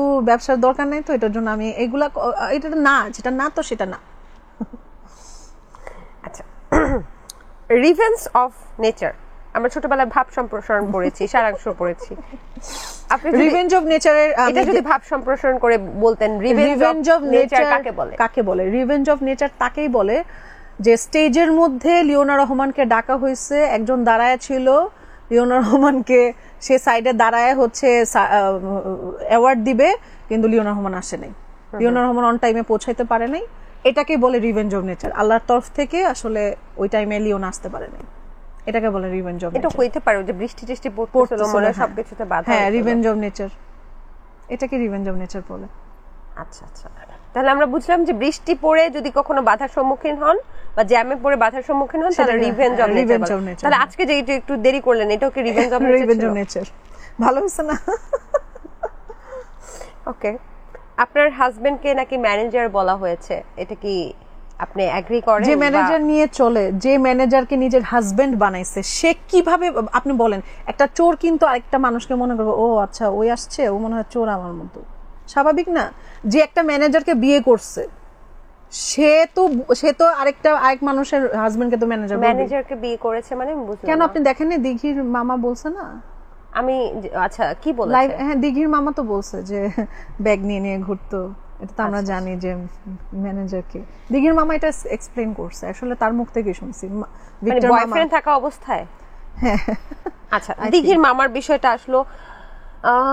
আচ্ছা তার আগে আপনার প্রসঙ্গটা শেষ করি যে আপনার হাজবেন্ড কি আপনার গ্রুপ অফ কোম্পানির ম্যানেজার হিসেবে কখনো ছিল কিনা বা ছিলেন কিনা? হাজবেন্ডের ব্যাপারটা হচ্ছে কি জানেন, আমার হাজবেন্ড খুব প্রোটেক্টিভ আমাকে নিয়ে, তো এটার জন্য সে আমার সাথে ছিল এতদিন, বা কোথাও গেলে ও সাথে থাকতো, এটাই আর কিছু না। আমাকে কখনো দেখবেন না আমি গিয়ে কাউকে বলছি যে আমার জামাইকে প্রোডিউসার বানান, ডিরেক্টর বানান, তারপরে আমার হাজবেন্ডকে মানে ওই যে হেলিকপ্টারের মালিক বানান, মুবোলা মালিক, এগুলো আমি কখনো বলিনি। তারপরে বলি নাই যে আমাদেরকে একটা অ্যাওয়ার্ড দেন, কাপল অ্যাওয়ার্ড, কাপল গোলস, এগুলা বলিনি কখনোই না, তো কখনো দেখবেন না। আমি অ্যাওয়ার্ড নিয়েছি, আমার হাজবেন্ডকে সাথে করে নিয়ে গিয়েছি, ও সাথে ছিল, বাট আমি জামাই নিয়ে এত মাথামাতি বলিনি। মানে এই বিষয়টা আপনি কিভাবে দেখেন লিওনা আপু, যে আপনাদের ব্র্যান্ড প্রমোটার এবং উদ্যোক্তাদের মধ্যে যতবার এই যে ডিজিটাল যুদ্ধ দেখেছি বা ডিজিটাল চুলাচুলি আমি নাম দিয়েছি এটার, ততবারই দেখেছি যে হাজবেন্ডকে টেনে কখনো বলছেন হাজবেন্ড তবলা বাজাতে, শেষ করি আমি, হাজবেন্ড তবলা বাজাতে পারে না, হাজবেন্ডের এই সমস্যা, চাহিদা মেটাতে পারে না, এরকম নানান ধরনের, মানে কি বলে এটাকে, কটূক্তি বলবো নাকি, মানে শুনলে করে বমি চলে আসে, এরকম কথা দিয়ে আপনারা আঘাত করেন। এই জিনিসটাকে আসলে সোশ্যাল মিডিয়াতে যে ছড়িয়ে যাচ্ছে, এটাকে কিভাবে দেখেন আপনারা? এটা খুবই জঘন্য একটা বিষয়, আর এই জঘন্য কাজ একটা মানুষের করতেছে, পুরো আমাদের মানে এই জায়গাটাকে পুরো নোংরা করে দিচ্ছে। আপনাকে নিয়ে কোনো কিছু, আমাকে নিয়ে কোনো কিছু বের করতে পারেনি, এটার জন্য আমার হাজবেন্ডকে হিট করেছে সে। তনি আপুকে কিছু করতে পারেনি, তনি আপুর হাজবেন্ডকে নিয়ে হিট করেছে। তারপরে এই যে তারপরে দেখেন রিভেঞ্জ অফ নেচার, দিঘির মামা সুন্দরভাবে এক্সপ্লেইন করে দিয়েছে। দিঘির মামা হচ্ছে এভাবে উনি বলেননি, উনি বলেছেন একজন চিত্রনায়িকার মামা, তিনি খুব বেশি বাড়াবাড়ি করছেন, তার নিজস্ব একটা আইডেন্টিটি আছে, মামা হিসেবে সবাই, ভিক্টর মামাকে আমরা সবাই চিনি, সেই ভিক্টর মামাকে বয়কট করা উচিত। এখন আপনি আমাকে একটু বলেন বয়কট করার মানে, মামা বয়কট করার নিয়মগুলো বলেন একটু। এটা আমি আসলে কি বলবো, মানে একটা মানুষ এত সেন্সলেস, কমন সেন্সলেস হইতে পারে, আসলে এখানে কিছু বলার নাই, বুঝতে পারছেন? যখন ভিউটা কমে যায় না, আমার মনে হয় যে ওর ব্রেনের মধ্যে কোনো একটা প্রবলেম হয়, তো সেক্ষেত্রে আবল তাবল বলতে থাকে, কাকে কি বলতেছে না বলছে। আমরা যতটুকু জানি দিঘির সাথে তো বাড়ির সঙ্গে খুব ভালো একটা সম্পর্ক, এটাই আমিও জানতাম। তাহলে তার মামাকে নিয়ে এই ধরনের কথা, বা মামাই বা তাকে নিয়ে এই ধরনের কথা কেন বললেন? কারণ হচ্ছে মনে হয় সে একটা ফানি ভিডিও সবাই বানাচ্ছিল ওই সময়, আমাদের টপিকটা নিয়ে সবাই ফানি ভিডিও, মানে দেখেন কমেডি নাইট উইথ কাপলের মধ্যে কিন্তু প্রতিটা ক্যারেক্টার, শাহরুখ খানের ক্যারেক্টারকে তারা মিমিক্রি করছে, তারপরে তারা সালমান খানের ক্যারেক্টারকে মিমিক্রি করছে, সেটা তারা খুব পজিটিভ ওয়েতে দেখে। আমি কিন্তু খুবই দেখি না, মামাকে আমি যতটুকু দেখেছি উনি কিন্তু সব ধরনের ভাইরাল ভিডিও করে, মিমিক্রি করে, সে কিন্তু মানে একটু ফান করে, ভালো লাগে, আমাদেরকে নিয়েও ফান করেছে। তা এখন যদি এটা ফান করার পরে যদি ওনার ভালো না লাগে, এটা আসলে ওনার ব্যক্তিগত ব্যাপার। তারপরে সে একটা বড় স্ট্যাটাস দিয়েছে, তো ওটা নিয়ে হচ্ছে তার সাথে লেগেছিল। তা আমরা কি মামাকে বয়কট করেছি? না, কেন? মানে সে তো মানে সবাই পছন্দ করে তাকে, আমি নিজেও পছন্দ করি, দেখা হইলেই মানে সালাম দিয়ে কি অবস্থা, কেমন আছে, সে খুবই আন্তরিক একটা মানুষ। আমার তো 2-3 বার দেখা হয়েছে ওনার সাথে, খুবই ভালো একজন মানুষ, ভালো লাগে। আগে একটা সময় যেটা ছিল, পাশের বাড়িতে যখন ঝগড়া লাগতো তখন আমরা ওই যে হয় না, মহিলা কোমর বেঁধে, চুলাচুলি কাঁচা বেঁধে যেটাকে বলে, চুলাচুলি করতো, তখন আমরা কি করতাম, মানে হুমড়ি খেয়ে এভাবে করে কান পেতে শুনতাম কি নিয়ে ঝগড়া হচ্ছে, অনেকক্ষণ চেষ্টা করে শুনে ভালোভাবে শুনতে পারতাম না। এখন আপনাদের কল্যাণে যেটা হয়েছে, আমরা সোশ্যাল মিডিয়াতে বসে বা শুয়ে রাতের বেলাও মানে ঝগড়া দেখতে পারি, লাইভ ঝগড়া। আবার মনে হয় যে কোনো কারণে কোনো কাজের জন্য যদি একটুখানি ঝগড়া মিস করে ফেলি, তখন আবার টেনে ঝগড়া দেখতে পারি। এই যে জনগণকে বিনা পয়সায় এই বিনোদনটা দিচ্ছেন, এতে আপনাদের কি কি উপকার হচ্ছে? আপু অ্যাকচুয়ালি হচ্ছে কি, আমি দিচ্ছি না, আমি ফার্স্ট অফ অল দিচ্ছি না, কিন্তু কথা হচ্ছে যে মানে চুপ করে থাকাও জিনিসটা না, যে ওয়ার্ডটা ইউজ করেছিল জুতার বাড়ি সামথিং কিছু একটা, এটা না, মানে আপনি নিজেও নিতে পারবেন না যে আমাকে কেন বলতেছে, আমাকে কেন এভাবে এই ওয়ার্ড ইউজ করবে, আপনি কখনো ছাড়বেন না। পক্ষ থেকে কি প্রথমে ছিল? হ্যাঁ, আমি জাস্ট হচ্ছে শো থেকে এসে রাতের বেলা দেখি যে আমাকে নিয়ে লাইভ করা হচ্ছে, তারপরে সুন্দর মতো লাইভে গিয়ে আমি এক্সপ্লেইন করছি, আমি আমার মতো এক্সপ্লেইন করেছি। আচ্ছা, তো এই যে আমাদেরকে যে বিনা পয়সায় ঝগড়া দেখাচ্ছেন, এটা এই না, আমি ব্যাপারে আসলে ওটার পরে আমি আর কোনো লাইভ এরকম করিনি। আমি প্রতিটা জিনিস খুব সুন্দরভাবে পোলাইট ভাবে এক্সপ্লেইন করে যাচ্ছি যে এটা এটার জন্য হয়েছে, ওটা ওটার জন্য হয়েছে। আর বাংলাদেশের মানুষ তো মনে করেন মানে খুঁজে খুঁজে অনেক কিছু বের করে।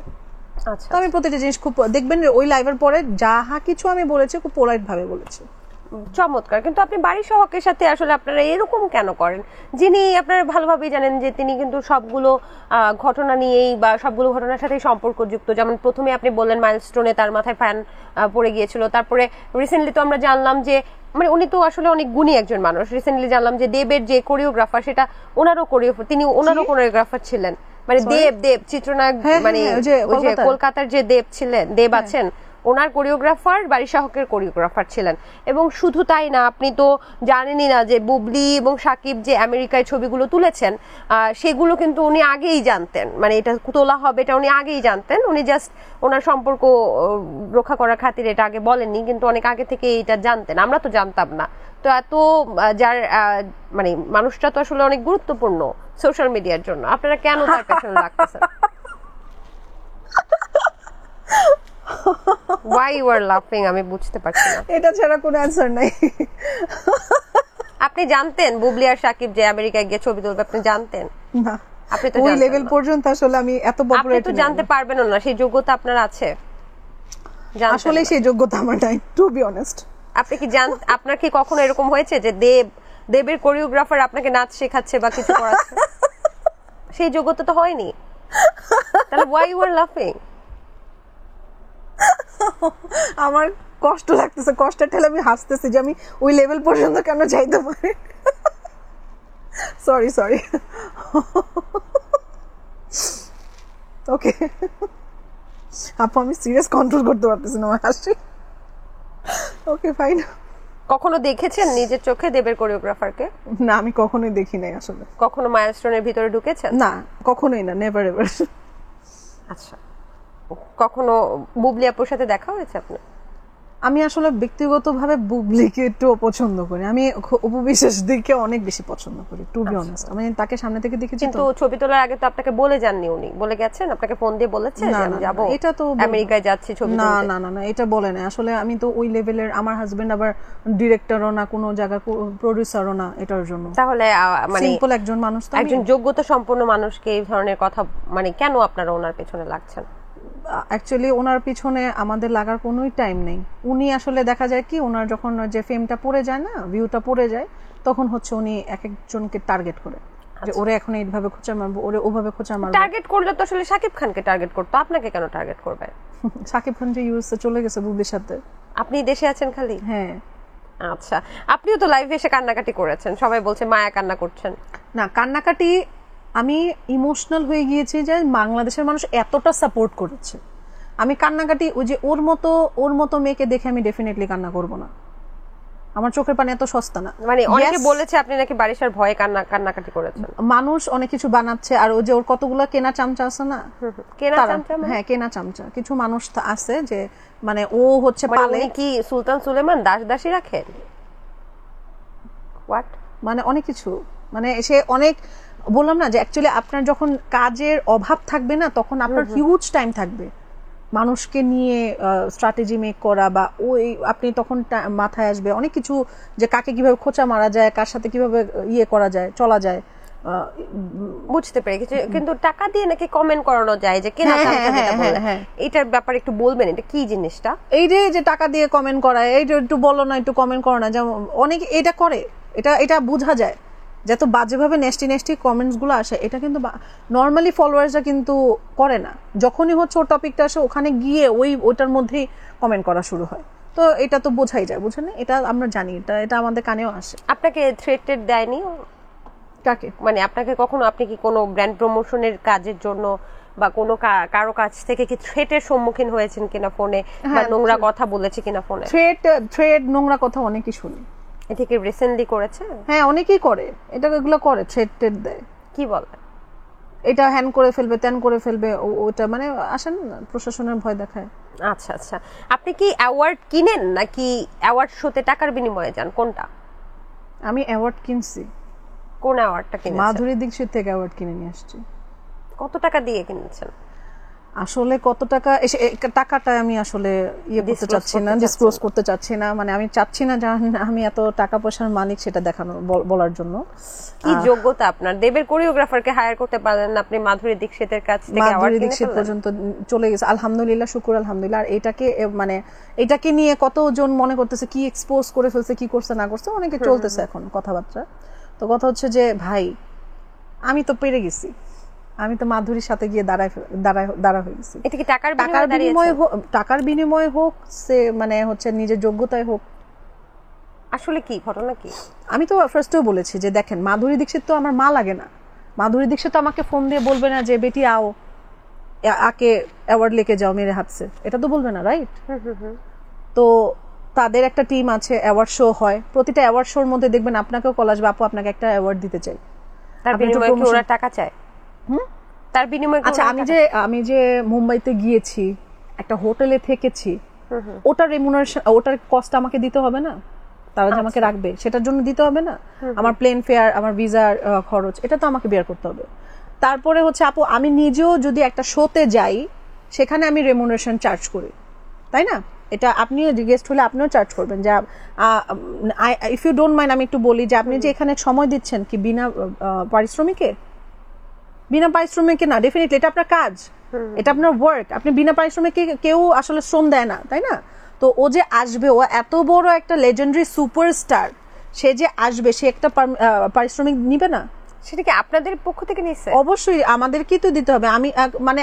আমি যে মাধুরী দীক্ষিতের সামনে গিয়ে দাঁড়াবো, সেটা মানে সেই সুযোগটা যে আমি পেয়েছি, ওটা মানে কে করে দিবে আমাকে? কোন মানুষটা করে দিবে বলেন? তাহলে এটা কি টাকার বিনিময়ে অ্যাওয়ার্ড কেনা হয়নি? টাকার বিনিময়ে অবশ্যই আমি টাকার বিনিময়ে অ্যাওয়ার্ড কিনেছি, তাকে আমার একটা রেমুনারেশন চার্জ দিতে হয়েছে না? যে এত বড় একটা সেলিব্রিটি আসছে, তার তো একটা রেমুনারেশন চার্জ আছে। আচ্ছা আচ্ছা, কিন্তু বাছাইটা কি দক্ষতা অবশ্যই, আমি ট্রেন্ডে ছিলাম, আমাকে নক দিয়েছে, আমি গিয়েছি। আচ্ছা আচ্ছা আচ্ছা, বেশ ভালো। এটা অনেকে কি নক দিয়েছে, এখন যারা এফোর্ড করতে পারে না তারা যায় নাই, আর যারা যায় নাই এখন তারা আমাকে নিয়ে পোস্ট দিচ্ছে উইদাউট এনি রিজনে। কারণ হচ্ছে তাদের কম্পিটিটরের প্রমোশন করছি আমি, এভাবে মানুষ পিছনে লাগে আপু। আচ্ছা, মাধুরীর সাথে আপনার কোনো কথা হয়েছিল? হ্যাঁ, মাধুরী আমাকে বলেছে you look so beautiful. Thank you ma'am. মানে এই কথাটা কে শুনছে বলেন? এই জিনিসটা আমার আর কিছুই দরকার নেই, এটাই তো সবচেয়ে বড় অ্যাচিভমেন্ট। এটা তো আর আমি টাকা দিয়ে কিনি নাই, তাই না? মানে সে এত ফ্রেন্ডলি ছিল, অ্যামেজিং। চমৎকার। আজকে আপনি বলছিলেন যে মাধুরী আপনাকে বলেছে you look so beautiful, so আমি আজকে আপনাকে বলি আপনাকে আসলে আজকে খুব সুন্দর লাগছে, এবং আপনি একজন makeup artist, professional makeup artist. আমি একটু জানতে চাই যে ফার্স্ট অফ অল আপনার সম্পর্কে বা আপনার কস্টিউম সম্পর্কে। আপনি যে চুলের কালারটা করেছেন, এই কালারটার নাম বলেন, আমি জানি অনেকেই জানতে চায়। আচ্ছা, এইটা আমার হেয়ার কালার থেকে শুরু করে নিয়ে হেয়ার স্টাইলিং আমার রাজিয়াস মেকওভার স্টুডিও থেকে হয়েছে। এটা কি প্রমোশন হচ্ছে? প্রমোশন বলতে এটা প্রমোশন না, এটা রাজিয়াপু হচ্ছে আমার মাদার ফিগার। আচ্ছা আচ্ছা, আমি তাকে অনেক বেশি ভালোবাসি। আমি আমার মাকে অনেক কিছু না বলতে পারলে আমি রাজিয়াপুকে ধরে ঢাক করে না আমি অনেক কিছু বলি। সে হচ্ছে মানে কানিজ আলমাস আপু, রাজিয়া সুলতান আপু, মানে তারা না আসলে অনেক ভালো মানুষ। আমি অনেক বেশি লাকি যে আমি কানিজ আলমাস আপুর সাথে আমি দুবাইতে গিয়েছি, টাইম স্পেন্ড করতে পেরেছি। তারা অনেক ভালো এবং তাদের থেকে অনেক কিছু শিখেছি। আপু আমাকে অনেকবার বলেছে কানিজ আলমাস আপু যে লিওনা পোলাইট হওয়া শিখো। এই জিনিসটা আমি আগে থেকে অনেক পোলাইট হয়ে গেছি, বাট আমার যখন রাগ উঠে যায় আমি আসলে নিজেকে কন্ট্রোল করতে পারি না, বাট চেষ্টা করি আমি। তারা অনেক ভালো মনের মানুষ। আর আমার যে ড্রেসটা আছে এটা হচ্ছে ইলমা ফ্যাশন থেকে, এটা হচ্ছে প্রমোশন, এটা হচ্ছে স্পন্সর ড্রেস। সবাই আমাদেরকে টাকা দিবেন। দেখতে পাচ্ছি যে খুব সুন্দর একটা ঘড়ি পরে আসছেন, এবং এই ঘড়িটা কি, এটাও কি কোথা থেকে? না, এটা অ্যাপল ওয়াচ। Apple watch? আচ্ছা, কিনেছেন নাকি এটাও? না, এটা কেনা আসলে। ওকে ওকে ওকে, এটা কি অনেক এক্সপেন্সিভ কিছু, মানে ওই যে স্বর্ণের ঘড়ি টড়ি টাইপের? না, স্বর্ণের ঘড়ি টাইপের না, এটা হচ্ছে, এটার প্রাইস হচ্ছে ৬১,০০০ টাকার মতো নিয়েছিল এটা। চমৎকার, খুব সুন্দর। একটা বিষয় একটু জানতে চাচ্ছি যে ব্র্যান্ড প্রমোটারদেরকে নাকি কাপড় চোপড় রাখার জন্য বা পিআর রাখার জন্য আলাদা একটা ফ্ল্যাট ভাড়া করতে হয়, সো আপনি কি করেছেন কি? না, আমার ফ্ল্যাট ভাড়া করতে হবে না, তো আমাদের নিজেদের বাড়ি আছে, সো আমি চাইলে আমার নিজে ফ্ল্যাট খালি করে ওখানে রাখতে পারি। আপনারও কি এরকম আলাদা ফ্ল্যাট আছে যেখানে আপনি আপনার পিআর জিনিসপত্র রাখেন? আচ্ছা। এত পিআর? হ্যাঁ, পিআর আসে অনেক। আলু, পটল, মানে কমলা, কলা? না, এগুলো আসে না, ড্রেস আসে, মেকআপ আসে, জুয়েলারিজ আসে। ইলিশ মাছ আসে কখনো? ইলিশ মাছ এখন আসে নাই। হলুদ মরিচের গুঁড়া আসে, আদা বাটা আসে, কাঁচা মরিচ আসে নাই। আচ্ছা, আর কি কাঁঠাল আসছিল? কাঁঠাল আসে না, ফ্রুটস আসে না এখনো। ফ্রুটস আসছিল, আম আসছিল। আম এসছে। আচ্ছা, কি আসে নাই এখনো যেগুলো আপনি এক্সপেক্ট করতেছেন? আমার এক্সপেকটেশন খুবই কম আপু, এই সব দিক থেকে খুবই কম, বাট আমি যেটা পাই আমি চেষ্টা করি যে প্রপার ভাবে কাজ করার। লাউ কুমড়া আসে না, এগুলো আসে না। আচ্ছা আচ্ছা, কেউ দিতে চাইলে অবশ্যই এনি টাইম। ওকে, সো আপনার কি কোনো কিছু যে বলে যে যেটাকে আমরা আখ্যা দিয়েছিলাম ডিজিটাল ভিক্ষা, যে কোনো কিছু দরকার হলো একটা পোস্ট দিয়ে দিলেন? ব্র্যান্ড প্রমোটাররা নাকি তাই করে না। এটা ব্র্যান্ড প্রমোটাররা না, স্পেসিফিক একজন করে। এটার জন্য কেন আমাদের ব্র্যান্ড প্রমোটারদের কথা শুনতে হবে? আমাদের ব্র্যান্ড প্রমোটাররা যারা আছে, এক্সপেক্ট একটা মানুষ বাদে সবাই খুবই মানে ভালো ফ্যামিলি থেকে বিলং করে, টু বি অনেস্ট। মানে তাদেরকে আমি এত ছ্যাঁচড়ামি করতে দেখি নাই, ডিজিটাল ভিক্ষা করতে কখনোই দেখিনি কাউকে না। নোন যারা আছে কাউকে আমি দেখিনি, এটা আমি শুনিও নাই, স্পেসিফিক একটা মানুষ ছাড়া। ওকে, পিআর হিসেবে কি আসে? চাল আসে না এখনো। আচ্ছা আচ্ছা, মেকআপ প্রোডাক্ট কি কোনো কিছু কিনতে হয়? না, makeup product high end makeup তো আপনাকে পিআর দিবে না। ড্রাগ স্টোর অনেক পিআর আসে, বাট হাই এন্ড পিআর আসে না, সেটা আমাদের পারচেজ করতে হয়। যেমন একটা ফাউন্ডেশন আমাদের 8,000, 5,000 থেকে শুরু করে 8,000, 9,000, 10,000 এরকম, মানে এগুলো আমাদের পারচেজ করতে হয়। ওকে, আচ্ছা, আপনার জানা মতে, আপনি যে মেকআপ আর্টিস্ট, মানে জানা মতে একটা ফাউন্ডেশনের সর্বোচ্চ মূল্য কত হতে পারে? একটা ফাউন্ডেশনের সর্বোচ্চ মূল্য 13,000 টাকা। 13,000 টাকা? আপনার মেকআপ আইটেম ববি ব্রাউনটা হচ্ছে 13,000 এরকম, 13,000। বাহ! আপনার বাসায় যদি আমি অভিযান করি, আনুমানিক কত টাকার মেকআপ আইটেম আমি নিয়ে আসতে পারবো? কি পরিমাণ মেকআপ আইটেম আছে পিআর টিআর সহ? 6 থেকে 7 লাখ টাকার মেকআপ। 6 থেকে 7 লক্ষ টাকার মেকআপ আইটেম? আচ্ছা, আজকে যে আপনি মেকআপ করেছেন, আমি অ্যাজ আ মেকআপ আর্টিস্ট আমাকে পারচেজ করতে হয় আমার ক্লায়েন্টদের জন্য। একদমই তাই। আমি নিজের জন্য আমি বলবো না যে আমি এত না আপু, আমি অনেক সিম্পল একটা মানুষ, ট্রুলি আমি খুবই সিম্পল একটা মানুষ। এটা তো আপনার কাজ, এটা তো কোনো নিঃসন্দেহ। আজকে যে মেকআপটা করেছেন, এই মেকআপে যে এই প্রোডাক্টগুলো ইউজ করেছেন, আনুমানিক কত টাকার প্রোডাক্ট ইউজ করেছেন? মানে আমি অবচয় ধরতে বলছি না, আমি বলছি যে যেই ফাউন্ডেশনগুলো ইউজ করছেন ওগুলার আনুমানিক। আমি আজকে হচ্ছে বিবি ক্রিম ইউজ করেছি, বিবি ক্রিমটা ইউজ করেছি আমি, কি বলে, ইজি ব্লার, হুডার ইজি ব্লার, এটা হচ্ছে 5,500। তারপরে যে শার্লেট টিলবারির হচ্ছে ফেস পাউডার, এটার প্রাইস ছিল হচ্ছে 6,500 টাকা। তারপরে হচ্ছে পিলুইসের ব্লাশার ইউজ করেছি, ওটার প্রাইস হচ্ছে 4,000। এই তো, আর চোখে কাজল দিয়েছি, ওটা হচ্ছে কালার ম্যাক্সের, ওটা একদম প্রাইস অনেক লোয়েস্ট, আই থিঙ্ক 1,200। আর চোখে যে আমি গ্রিন কালার একটু গ্লিটারের মতো করেছি, সেটার প্রাইস হচ্ছে 2,500 টাকা এরকম সামথিং। এই, আর কিছু না, তেমন কিছু না। আর কিছু ইউজ করেন? লিপস্টিক, হ্যাঁ, লিপস্টিক হচ্ছে, লিপস্টিকের প্রাইস আমার কত, আমার লিপস্টিকের প্রাইস হচ্ছে 3,000। ওকে, তার মানে প্রায় কত, 23,500 টাকার মেকআপ আজকে আপনি করে এসেছেন। তাহলে মেকআপ আইটেম আসলে যে কি পরিমাণ দাম, এটাই বুঝাতে চাইছিলাম। ছেলেরা যে বলে তোমাকে আমি বিয়ে করে হাওয়া খাওয়াবো, না না না, এগুলা জানলে ছেলেরা বিয়েই করবে না, সিরিয়াসলি। চিন্তা করেন ভাই, 23,000 টাকার মেকআপ খালি মুখে মারছে, আবার এগুলো যদি থাকতো সারা জীবন, তাও একটা কথা, বিয়েই উঠাই ফেলতে হবে। উঠানোর প্রাইসও তো আছে, তাই না? ওঠানোর জন্য কত কিছু ব্যবহার করতে হয়, মাইসেলার ওয়াটার, এই সেই কত কিছু। তার মানে বুঝতেই পারছেন, বিয়ে করার আগে সাবধান। আচ্ছা, একটু জানতে চাচ্ছি, একটু ব্যক্তিগত প্রশ্ন, যে মুটিয়ে যাওয়ার যে বিষয়টা, এটা কি জন্ম থেকেই নাকি? না আপু, আমি খেয়ে মোটা হয়েছি। আমি বললাম না যে আমি যখন স্কুলে পড়ি, আমি স্কুল থেকে আসার পরে দেখতাম কি আমার বাবা ওই যে হাজির বিরিয়ানির প্যাকেট সুন্দর মতো ঢেলে প্লেটের মধ্যে নিয়ে বসে থাকতো, নিজেও খাইতো। মা তুমি আসছো, আমাকে ময়না বলে ডাকতো, মা না ময়না বলে ডাকতো, ময়না তুমি আসছো, আচ্ছা এখন হাত মুখ ধুয়ে বসে যাও। আর আমি হচ্ছে মানে লিটারালি একটা টমবয়ের মতো ছিলাম। আসতাম স্কুল থেকে, হচ্ছে কাপড় এখানে ফেলতাম, ওখানে ফেলতাম, সবকিছু ফেলে টেলে তারপরে বসে যেতাম বাবার কাছে। আমার বাবার অনেক আদরের মেয়ে ছিলাম আমি। ও সো সুইট। আর এখনো কি মানে ডায়েট কিছুই করছেন না? ডায়েট আমি আগে থেকে অনেক স্লিম হয়ে যাবো, সত্যি, টু বি অনেস্ট। মানে স্লিম বলতে হচ্ছে যে আমি একটু শুকাইছি, আমি একটু শেপে আসছি, দ্যাটস ইট। আর মানে আমি মানে খেয়ে দিই এরকম, মানে কন্ট্রোল করছেন না নাকি? না, কন্ট্রোল আমি এখন করছি, আগে করতাম না, আগে অনেক খাইতাম। এখন আপনার ফুড হ্যাবিটের মধ্যে বা ডায়েটের মধ্যে কি কি রাখছেন? আমার বিরিয়ানি দেখলেন, আমার নিজের কন্ট্রোল হয় না, বিরিয়ানির স্মেল নাকে গেলে আমি পাগল হয়ে যাই লিটারালি। আসলে আমি খুব বিরিয়ানি পছন্দ করি, আমি নিজেও অনেক মজা রান্না করতে পারি। রাঁধেন আর খান? আমি রাঁধি খাই না, আমি রাঁধি খুব কম, বাট হচ্ছে খাই। আমার মেজাজ খারাপ থাকলে আমার হাজবেন্ড নিয়ে আসে, যে বুঝে যে আজকে আমার মনে হয় ক্রেভিং হইতেছে বিরিয়ানি খাওয়ার।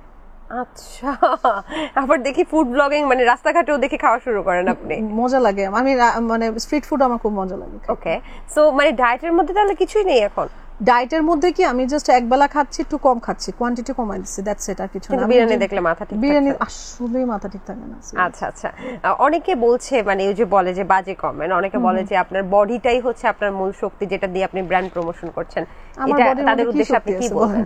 তাদের উদ্দেশ্যে কিছু বলেন, তারা ডেসপারেট আপু, তারা লাইফের মধ্যে কিছুই করতে পারতেছে না। আচ্ছা আচ্ছা, তো এটা না জেলাস থেকে আসে, এটা আসলে তাদেরকে আমি দোষ দিব না, যার যেটা নাই সেটা নিয়ে তারা মানুষকে পোক করে।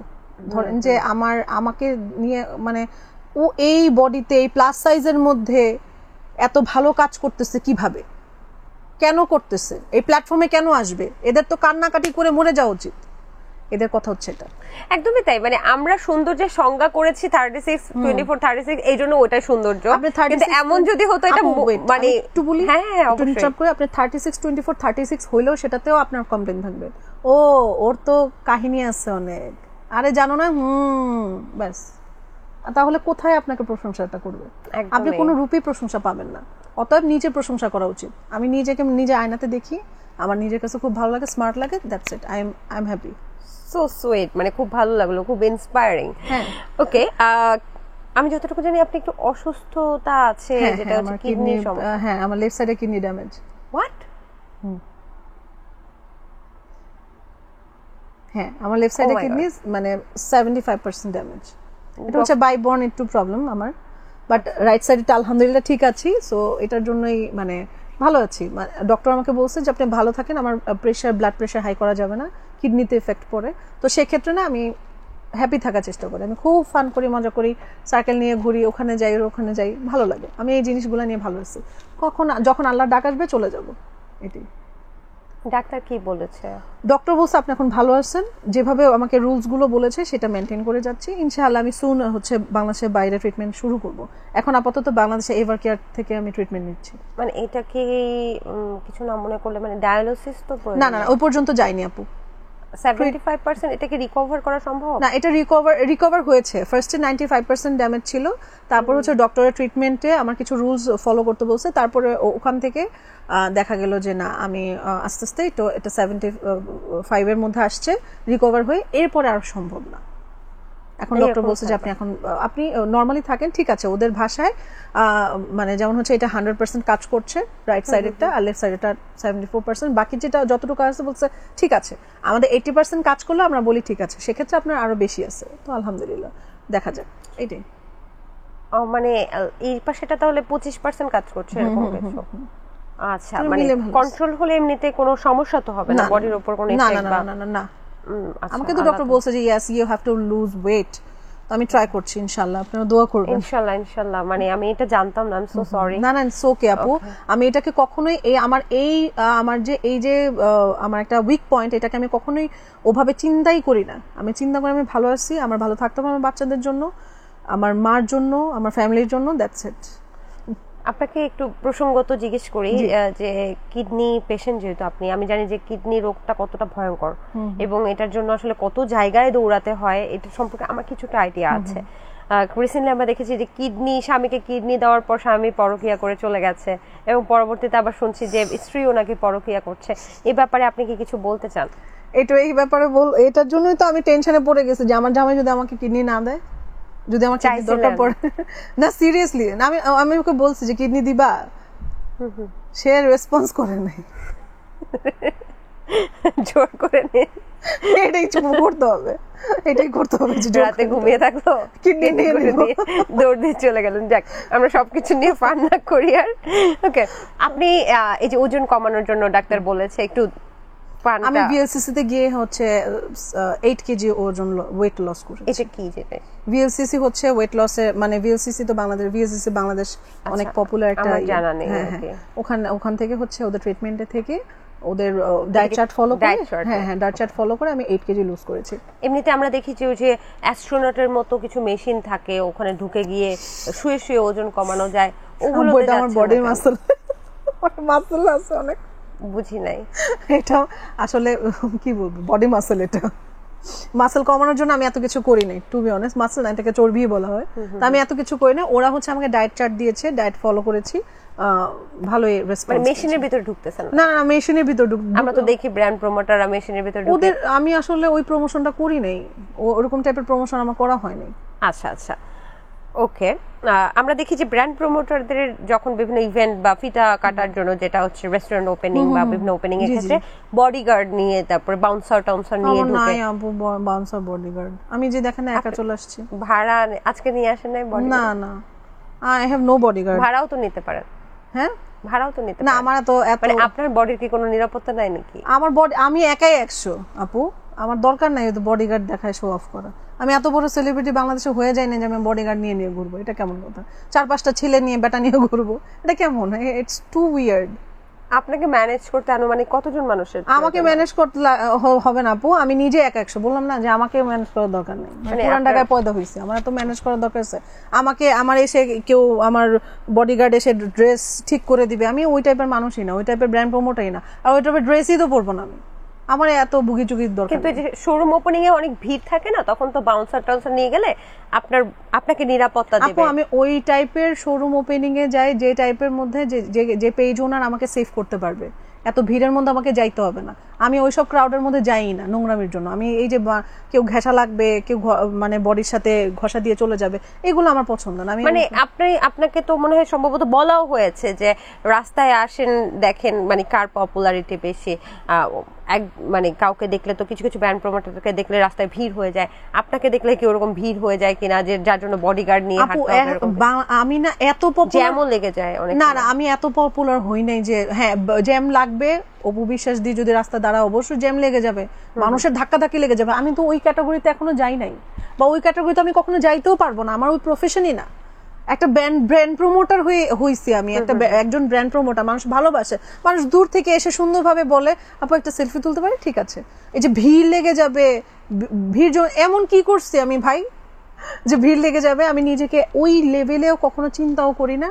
আর আমাকে কেউ যদি এসে বলে আমি আপনাকে দেখি, আমার না লজ্জা লেগে যায়, আমার সিরিয়াস লজ্জা লাগে। আমি খুব ফেস লুকায় লুকায় চলি, যে না আমার কাছে কেমন যে উইয়ার্ড লাগে। আমার আসলে আমি এই শো অফ করতেই পারলাম না আজ পর্যন্ত, এটা আমি করতে পারি না।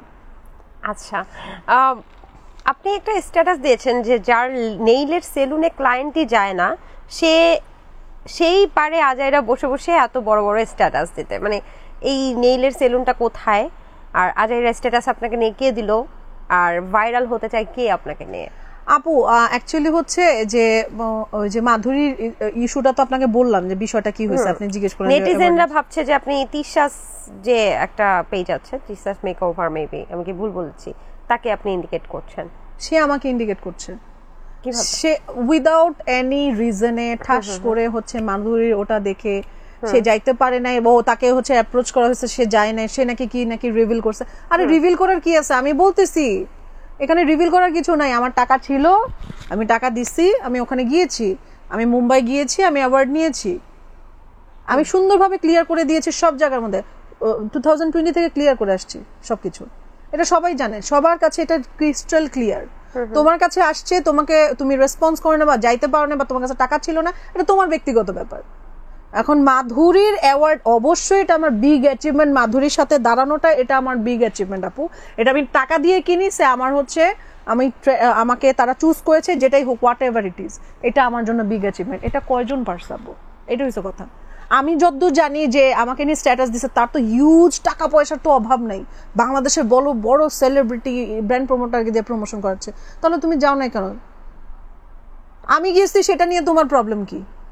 আমি এটা অ্যাচিভমেন্ট মনে করি, এটাতে তোমার প্রবলেম কি? জাস্ট বিকজ অফ কি জানেন, আমি তৃষাস আইল্যাশ এক্সটেনশন এন্ড বিউটি জোনের প্রমোশন করি, দ্যাটস ওয়াই। আপনাকে অফার দিয়েছিল?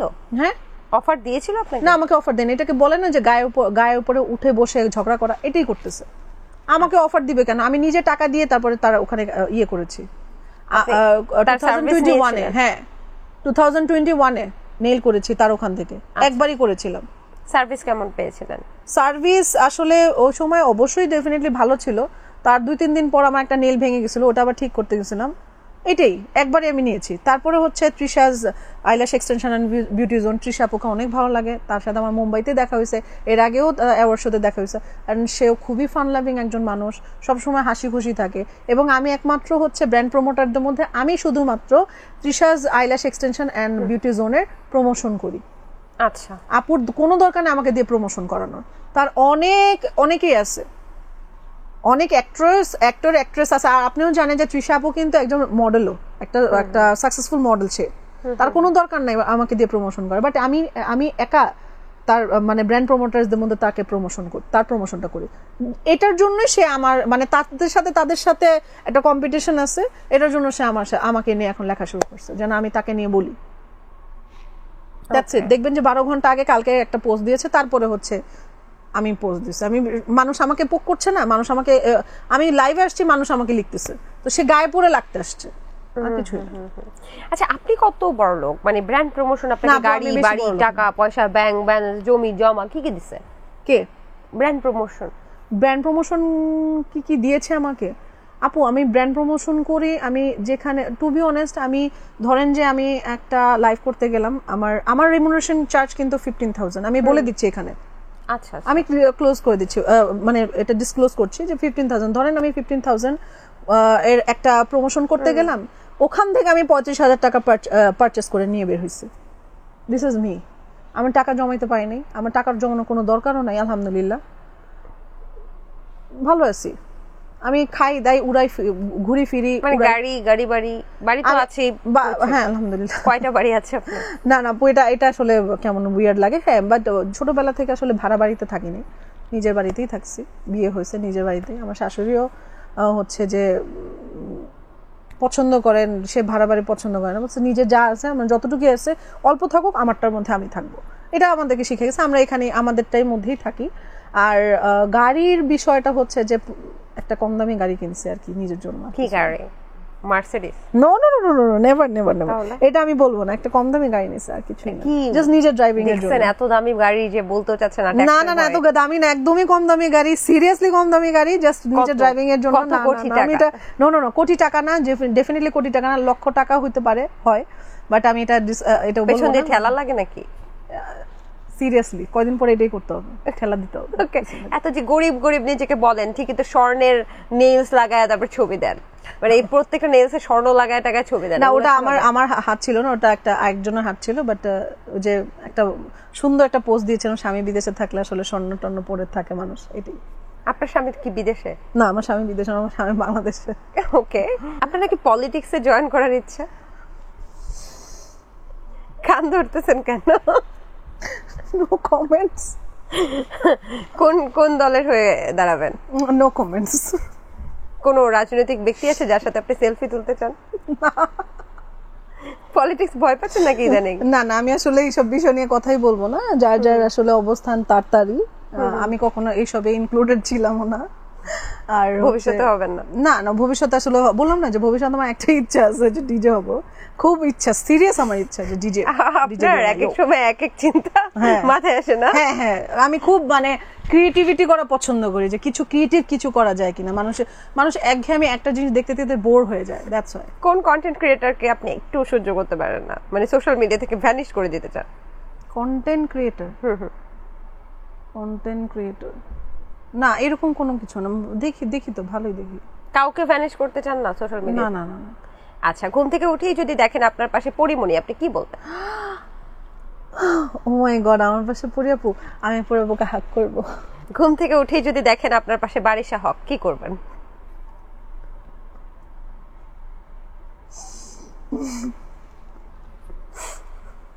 আনছে কে, ওরে পিটাবো।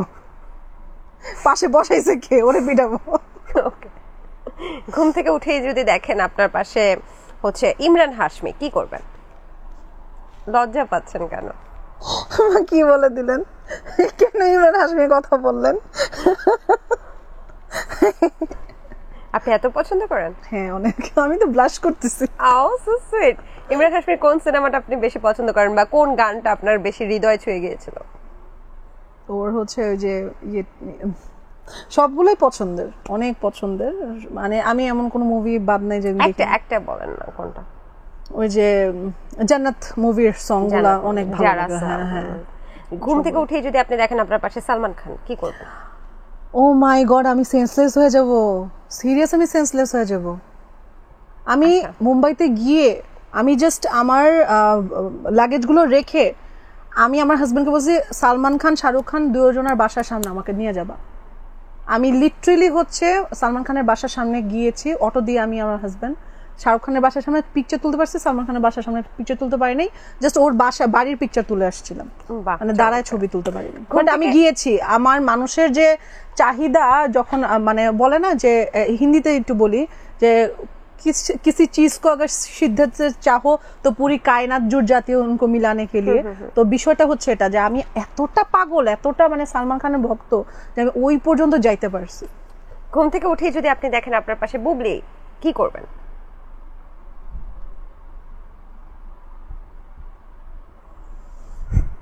উঠে যাবো ওখান থেকে, উঠে চলে যাবো, আর কিছু করতে পারবো না। কোন নায়ককে, বাংলাদেশি কোন নায়ককে চাপটে ধরে আপনি অনেকক্ষণ বসে থাকতে চান? না না না, এরকম কোনো নায়ক নাই বাংলাদেশে। নাই মানে কোন নায়ককে আপনার পছন্দ না? না, এমন কোনো নায়ক নাই, ভালো লাগে না। আচ্ছা, এবার চমৎকার একটা একদম শেষ মুহূর্তে একটা বিষয় একটু কথা বলতে চাই যে আপনারা যে ব্র্যান্ড প্রমোটার যারা হচ্ছে লাইভের মধ্যে গালাগালি রিপ্লাই দেন, মানে তারা যে কটূক্তি কথা বলে সেই কটূক্তি কথাগুলো রিপ্লাই দেন, অনেকে বলে যে আপনারা ভাইরাল হওয়ার জন্য এই ধরনের নিজেরাও গালাগালি করে রিপ্লাই দেন, এটাকে আপনি কিভাবে বিশ্লেষণ করবেন? এটা মানুষ উস্কায় আপু, এটা হচ্ছে যারা কমেন্টস করে না তারা খুব উস্কানিমূলক কমেন্টস করে যেন আমরা অ্যাগ্রেসিভ হয়ে যাই।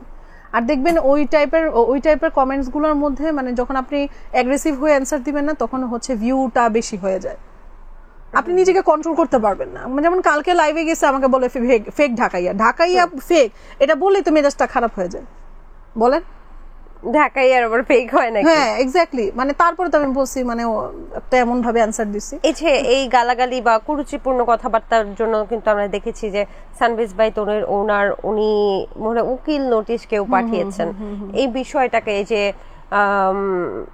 উকিল নোটিশ পাঠানোর বিষয়টাকে আপনি কিভাবে দেখেন? উকিল নোটিশ তো যে কেউ পাঠাইতে পারে। এখন হচ্ছে যে বললাম না যে যখন কাজ করে তখন বোঝা যায় মানুষ আপুকে এতটা হিট করে, দেখেন তাকে কোন কোন জিনিসটা, বাচ্চা নিয়ে হিট করা হয়েছে, তাকে হাজবেন্ড নিয়ে হিট করা হয়েছে, তার বডি নিয়ে হিট করা হয়েছে, ড্রেসিং সেন্স নিয়ে হিট করা হয়েছে। একটা মানুষকে যখন এত হিট করা হয় মানুষটাকে চুপ করে বসে থাকবে? এটা তো আমি নিজের থেকে বুঝতেছি। আমি আউট অফ নোওয়্যার আমি একটা শোতে গেলাম, আমি জানি না যে একটা ওই মানুষটা দাঁড়ায় ছিল, ওই মানুষটা এসে আবার আমাকে নিয়ে লাইভ করছে, আউট অফ নোওয়্যার সে বলতেছে উল্টাপাল্টা কথা যেটা আমি নিজেও জানি না। তো দেখেন যে এই জিনিসটা হচ্ছে যে একদম সুন্দরভাবে স্ট্র্যাটেজি মেক করে আমাকে পুশ করা হয়েছে যে হ্যাঁ আয় তুই আমার সাথে লাগ। আচ্ছা, একদম শেষ মুহূর্তে তনির একটা ভালো গুণ বলেন। তনি আপু অনেক হেল্পফুল। ওকে, আপনি ফারিয়া আপুর একটা ভালো গুণ? ফারিয়া নেওয়াজ আপু অনেক সুইট, মানে ওনার হাসিটা অনেক ভালো লাগে আর খুব ফ্রেন্ডলি। ওকে, বারিশার একটা ভালো গুণ বলেন। মানুষকে খোঁচাইতে পারে ভালো। আচ্ছা আচ্ছা, দিশামণি এবং দিশার মা নিশ্চয়ই চেনেন, কন্টেন্ট ক্রিয়েশন করেন। No comments. কেন, মানে নো কমেন্টস কেন? না আমি আসলে এই বিষয়ে কথা বলতে চাই। নদী খন্দকারের একটা ভালো গুণ? আমার কলিজার টুকরা আমাকে বাবু বাবু করে মানে বাবু বাবু করে রাখে, লিটারেলি আমাকে বাচ্চাদের মতো আদর করে। অপু বিশ্বাসের একটা ভালো গুণ? অপু বিশ্বাস দিয়ে হচ্ছে মানে মানুষকে আগলায় রাখে, এটা যে কেউ হোক না কেন, মানে আপনাকে আপনার বিষয় জানলো খুব সুন্দর করে হাসি মুখে না আপনাকে আপন করে নিবে।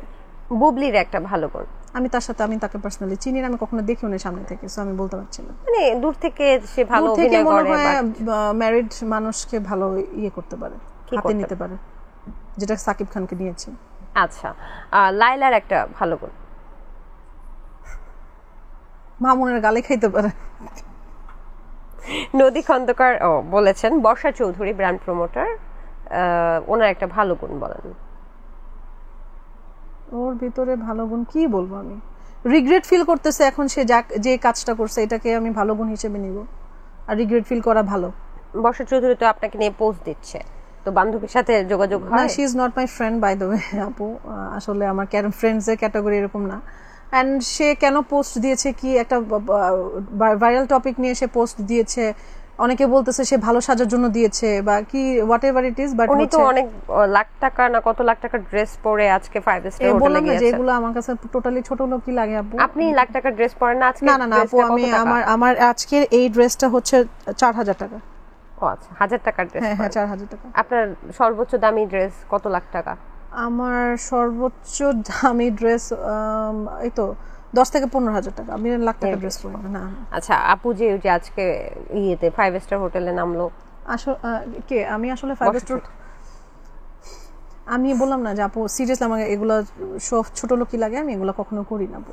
আচ্ছা, সানভিজ ভাই তনির তো একটা ভালো গুণ বলেছেন অলরেডি, অ্যান্ড ইতিমধ্যে অ্যাডলফ খান যিনি সুদর্শন ফ্যাশন ডিরেক্টর হিসেবে পরিচিতি পেয়েছেন, তার একটা ভালো এবং খারাপ গুণ। তার ভালো গুণ হচ্ছে যে সে খুবই ডাউন টু আর্থ একটা পার্সন, তার সাথে কথা বলে ভালো লাগবে আপনার কাছে। আপনাকে চেনে না বাট সে তারপরেও আপনার সাথে খুব হাসি মুখে কথা বলবে, খুব ক্লোজ, এমন ভাবে কথা বলবে যেন আপনি তাকে চিনেন, মানে আপনাকে খুব কমফোর্ট ফিল করাবে। আচ্ছা, ওনার একটা রিপোর্ট দেখলাম উনি নাকি মডেলদের থেকে টাকা নিয়ে তারপরে বাসার ছাদে নাকি নাচায়। আসলে এই বিষয়ে আমি জানি না, এই বিষয়ে আমার কোনো আইডিয়া নেই তো। বাট সে তো আজকে অ্যাডলফ খান না, অনেক পুরানো অ্যাডলফ খান। তার মানে তার কোরিওগ্রাফি বা ডিজাইন ভালো লাগে, তার সে একটা ডিফারেন্ট ক্যাটাগরিতে আছে। উনি কি আপনার কোরিওগ্রাফার? না না না না, কখনোই না। আমি কেন তাকে পছন্দ করি, জাস্ট বিকজ অফ বাংলাদেশে এইরকম কোরিওগ্রাফার তো দেখেন নাই, দেখি নাই আমরা কোথাও। সে তার নিজের একটা ইয়ে সেট করে ফেলছে, কিন্তু যে অ্যাডলফ খান মানে হচ্ছে জুয়েলারি পরে পরে একটা ডিফারেন্ট একটা ক্যাটাগরি, রাইট? এটা নিয়ে তো অনেকে কথাও বলে যে অ্যাডলফ খান একজন পুরুষ হয়ে এরকম নারী বেশে কেন হাঁটাচলা করে। এটা তার ব্যক্তিগত ব্যাপার, এটা তার ব্যক্তিগত ব্যাপার। এখন বাংলাদেশের মানুষের হচ্ছে যে আপনাকে নিয়ে কথা বলবেই। আচ্ছা আচ্ছা, বুঝতে পারছি। এর মাধ্যমেই আরেকটা বিষয় যেটা হচ্ছে আপনার হাজবেন্ড নাকি মেয়েদেরকে উত্ত্যক্ত করেন, এরকম স্ক্রিনশট আমরা দেখি, এবং আরো একটা মানে কমেন্টের স্ক্রিনশটও দেখেছি যে আপনি আপনার হাজবেন্ড মিলে সরি এটা কিভাবে বলবো আমি জানি না, যে লাল পানি খেয়ে তারপরে মাতাল হয়ে নাচানাচি করেন, এই ধরনের কথা। কার কাছে নাচানাচি করছিলাম তা তো জানি না, এই ধরনের স্ক্রিনশট তো সোশ্যাল মিডিয়াতে দেখতে পাচ্ছি।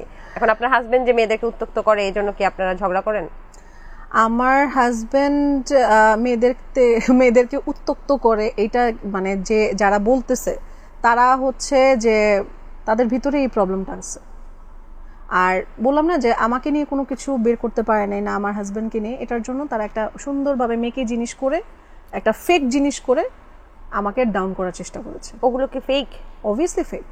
আচ্ছা আচ্ছা। কেন, কিছুদিন আগে ওই যে সাকিব খান এবং বুবলির পিকচার দেখার পরে হচ্ছে অপু দিদির একটা স্ট্যাটাস আসছে, আমি তো তার পেজে ঢুকে দেখছি যে কিসের স্ট্যাটাস, সে নাকি ক্লিয়ার করেছে কি নাকি, একটা পুরো ফেক একটা জিনিস বের হয়েছে, আর এত সুন্দরভাবে বের হয়েছে মনে হচ্ছে যে অপু দি লিখেছে। আচ্ছা, তার কিন্তু কোনো স্ট্যাটাস ছিল, এই পর্যন্ত সে এগুলো নিয়ে কোনো কথাই বলে নাই, বিষয়গুলো ফেক। তো এখন না হচ্ছে আপনার সাথে না পারলে আপনার এটা আপু এটাও মাথায় রেখে দেন যে ওইসব মানুষকে টার্গেট চিনে রাখবেন। এই মহিলা হচ্ছে এরকমই যে সে মানুষের সাথে না পারলে আপনার হাজবেন্ডকে নিয়ে একটা রুমার ছড়ায় দিবে, একটা বাজে কিছু ছড়ায় দিবে। যে বললাম না যে কেনারে কতগুলো মানুষ আছে চামচা, ওদেরকে দিয়ে এগুলো করবে, ওকে ভয় পাও, মানে ও হচ্ছে মাফিয়া হতে চাইতেছে, আমাদের ইন্ডাস্ট্রির মাফিয়া, ওকে ভয় পাও সবাই। তাহলে বাড়ির সহক ইন্ডাস্ট্রির মাফিয়া? হ্যাঁ, এটাই হতে চাচ্ছে। আচ্ছা আচ্ছা, ঠিক আছে। আমরা এক পক্ষ থেকে আসলে শুনেছি, আমরা আরেকটা পক্ষ পাইনি, তাই এক পক্ষ থেকে আসলে যে বিষয় পেয়ে যাবেন, সমস্যা নেই, আমি যেখানে যাই সেখানে যায়। আচ্ছা, না বাড়ি সহ কাপুর সাথে আমরাও অনেক কাজ করেছি, আমাদের জাগো ফেমেও তিনি এসেছিলেন, এবং যেহেতু আমরা এক পক্ষ থেকে কথাগুলো শুনেছি, এটাকেই যে চিরন্তন সত্য সেটাকে আমরা বলছি না, অবশ্যই আরেক পক্ষর যদি কিছু বলা থাকে, যেহেতু গণমাধ্যম সবার জন্য উন্মুক্ত, তিনিও বলতে পারবেন, কোনো সমস্যা নেই। আপনাকে অসংখ্য ধন্যবাদ। আপনাকে একটা সুনাম করি একদম শেষ মুহূর্তে, অনেক কথা তো বলেছি। I love your hair colour and also মানে নো মেকআপ লুক, এটা এই এত সুন্দর প্রপার মেকআপ লুক আসলে মেয়েদের ড্রিম। সো আমি একদিন আপনার কাছে যাব এবং এই মেকআপ লুকটা অবশ্যই শিখে আসবো, কিন্তু যে বাবু বাজারে যে জ্যাম, ভাইরে ভাই মাফ চাই, না ওই পর্যন্ত যেতে হবে না, কোনো সমস্যা নেই, এনি টাইম আমাদের আপনাকে পুরো টিমকে আমি দাওয়াত রইল আমাদের পুরান ঢাকা, প্লিজ অবশ্যই আসবেন আপনারা, কাচ্চি বিরিয়ানি খাও, হ্যাঁ আমাদেরকে আসলে মেহমানদারি করার সুযোগটা দিবেন, এবং thank you so much Jago FM কে। নো ঢাকাইয়া ভাষায় শুনতে চাইছে ইস মুহূর্তে। বহুত বহুত শুকরিয়া, অনেক শুকরিয়া আমাকে আমারে ইনভাইট করানোর লেগা, আর আপনারা আমারে ভালোবাসা বাসা দিচ্ছেন। আর আমি সত্যি কথা ঢুকে মনে করছি যে আপনারা দেখে আমি ভয় পেয়ে গেছি, আল্লাহ এই আপুটা কি জানি কোয়া ফালায় আমার তোমরা দরজায় দিব। তারপরে আসলে মানুষের লগে না মিশলে বোঝানোই যায় না যে মানুষ কেমন। মিশবেন, বুঝবেন, তারপরে হচ্ছে জাজমেন্ট করবেন। আর অবশ্যই না মিশা কোনো কথা কওয়া ঠিকও না। আর আপনার হেটার্স যারা আছে তাদেরকে একটু থ্রেট দেন। আমার হেটার গুলো কইতেছি বেশি বেশি করে হেট করবেন। আপনারা হেট করলে আমরা আরো কাজ করার ইন্সপিরেশন পাবো। Thank you so much for coming. দর্শক, এই ছিল আমাদের আজকের আয়োজন, the viral show brought to by Pran Frooto. এই প্রোগ্রামটা আপনারা দেখতে পাবেন, পুরোটা দেখতে পাবেন হচ্ছে জাগো এফএম 94.4 এর অফিসিয়াল ইউটিউব পেজে, এবং সেই সাথে সাথে আপনারা অবশ্যই জাগো এফএম এর ফেসবুক পেজ যদি লক্ষ্য করেন, এই প্রোগ্রামের বিভিন্ন ক্লিপস কিন্তু আপনারা দেখতে পারবেন। এগুলো থেকে অবশ্যই কোনটা সত্য কোনটা মিথ্যা সেটা যাচাই বাছাইও করতে পারবেন। আজকের মতো আমি সবাই টাটা, বাবাই, গুড নাইট।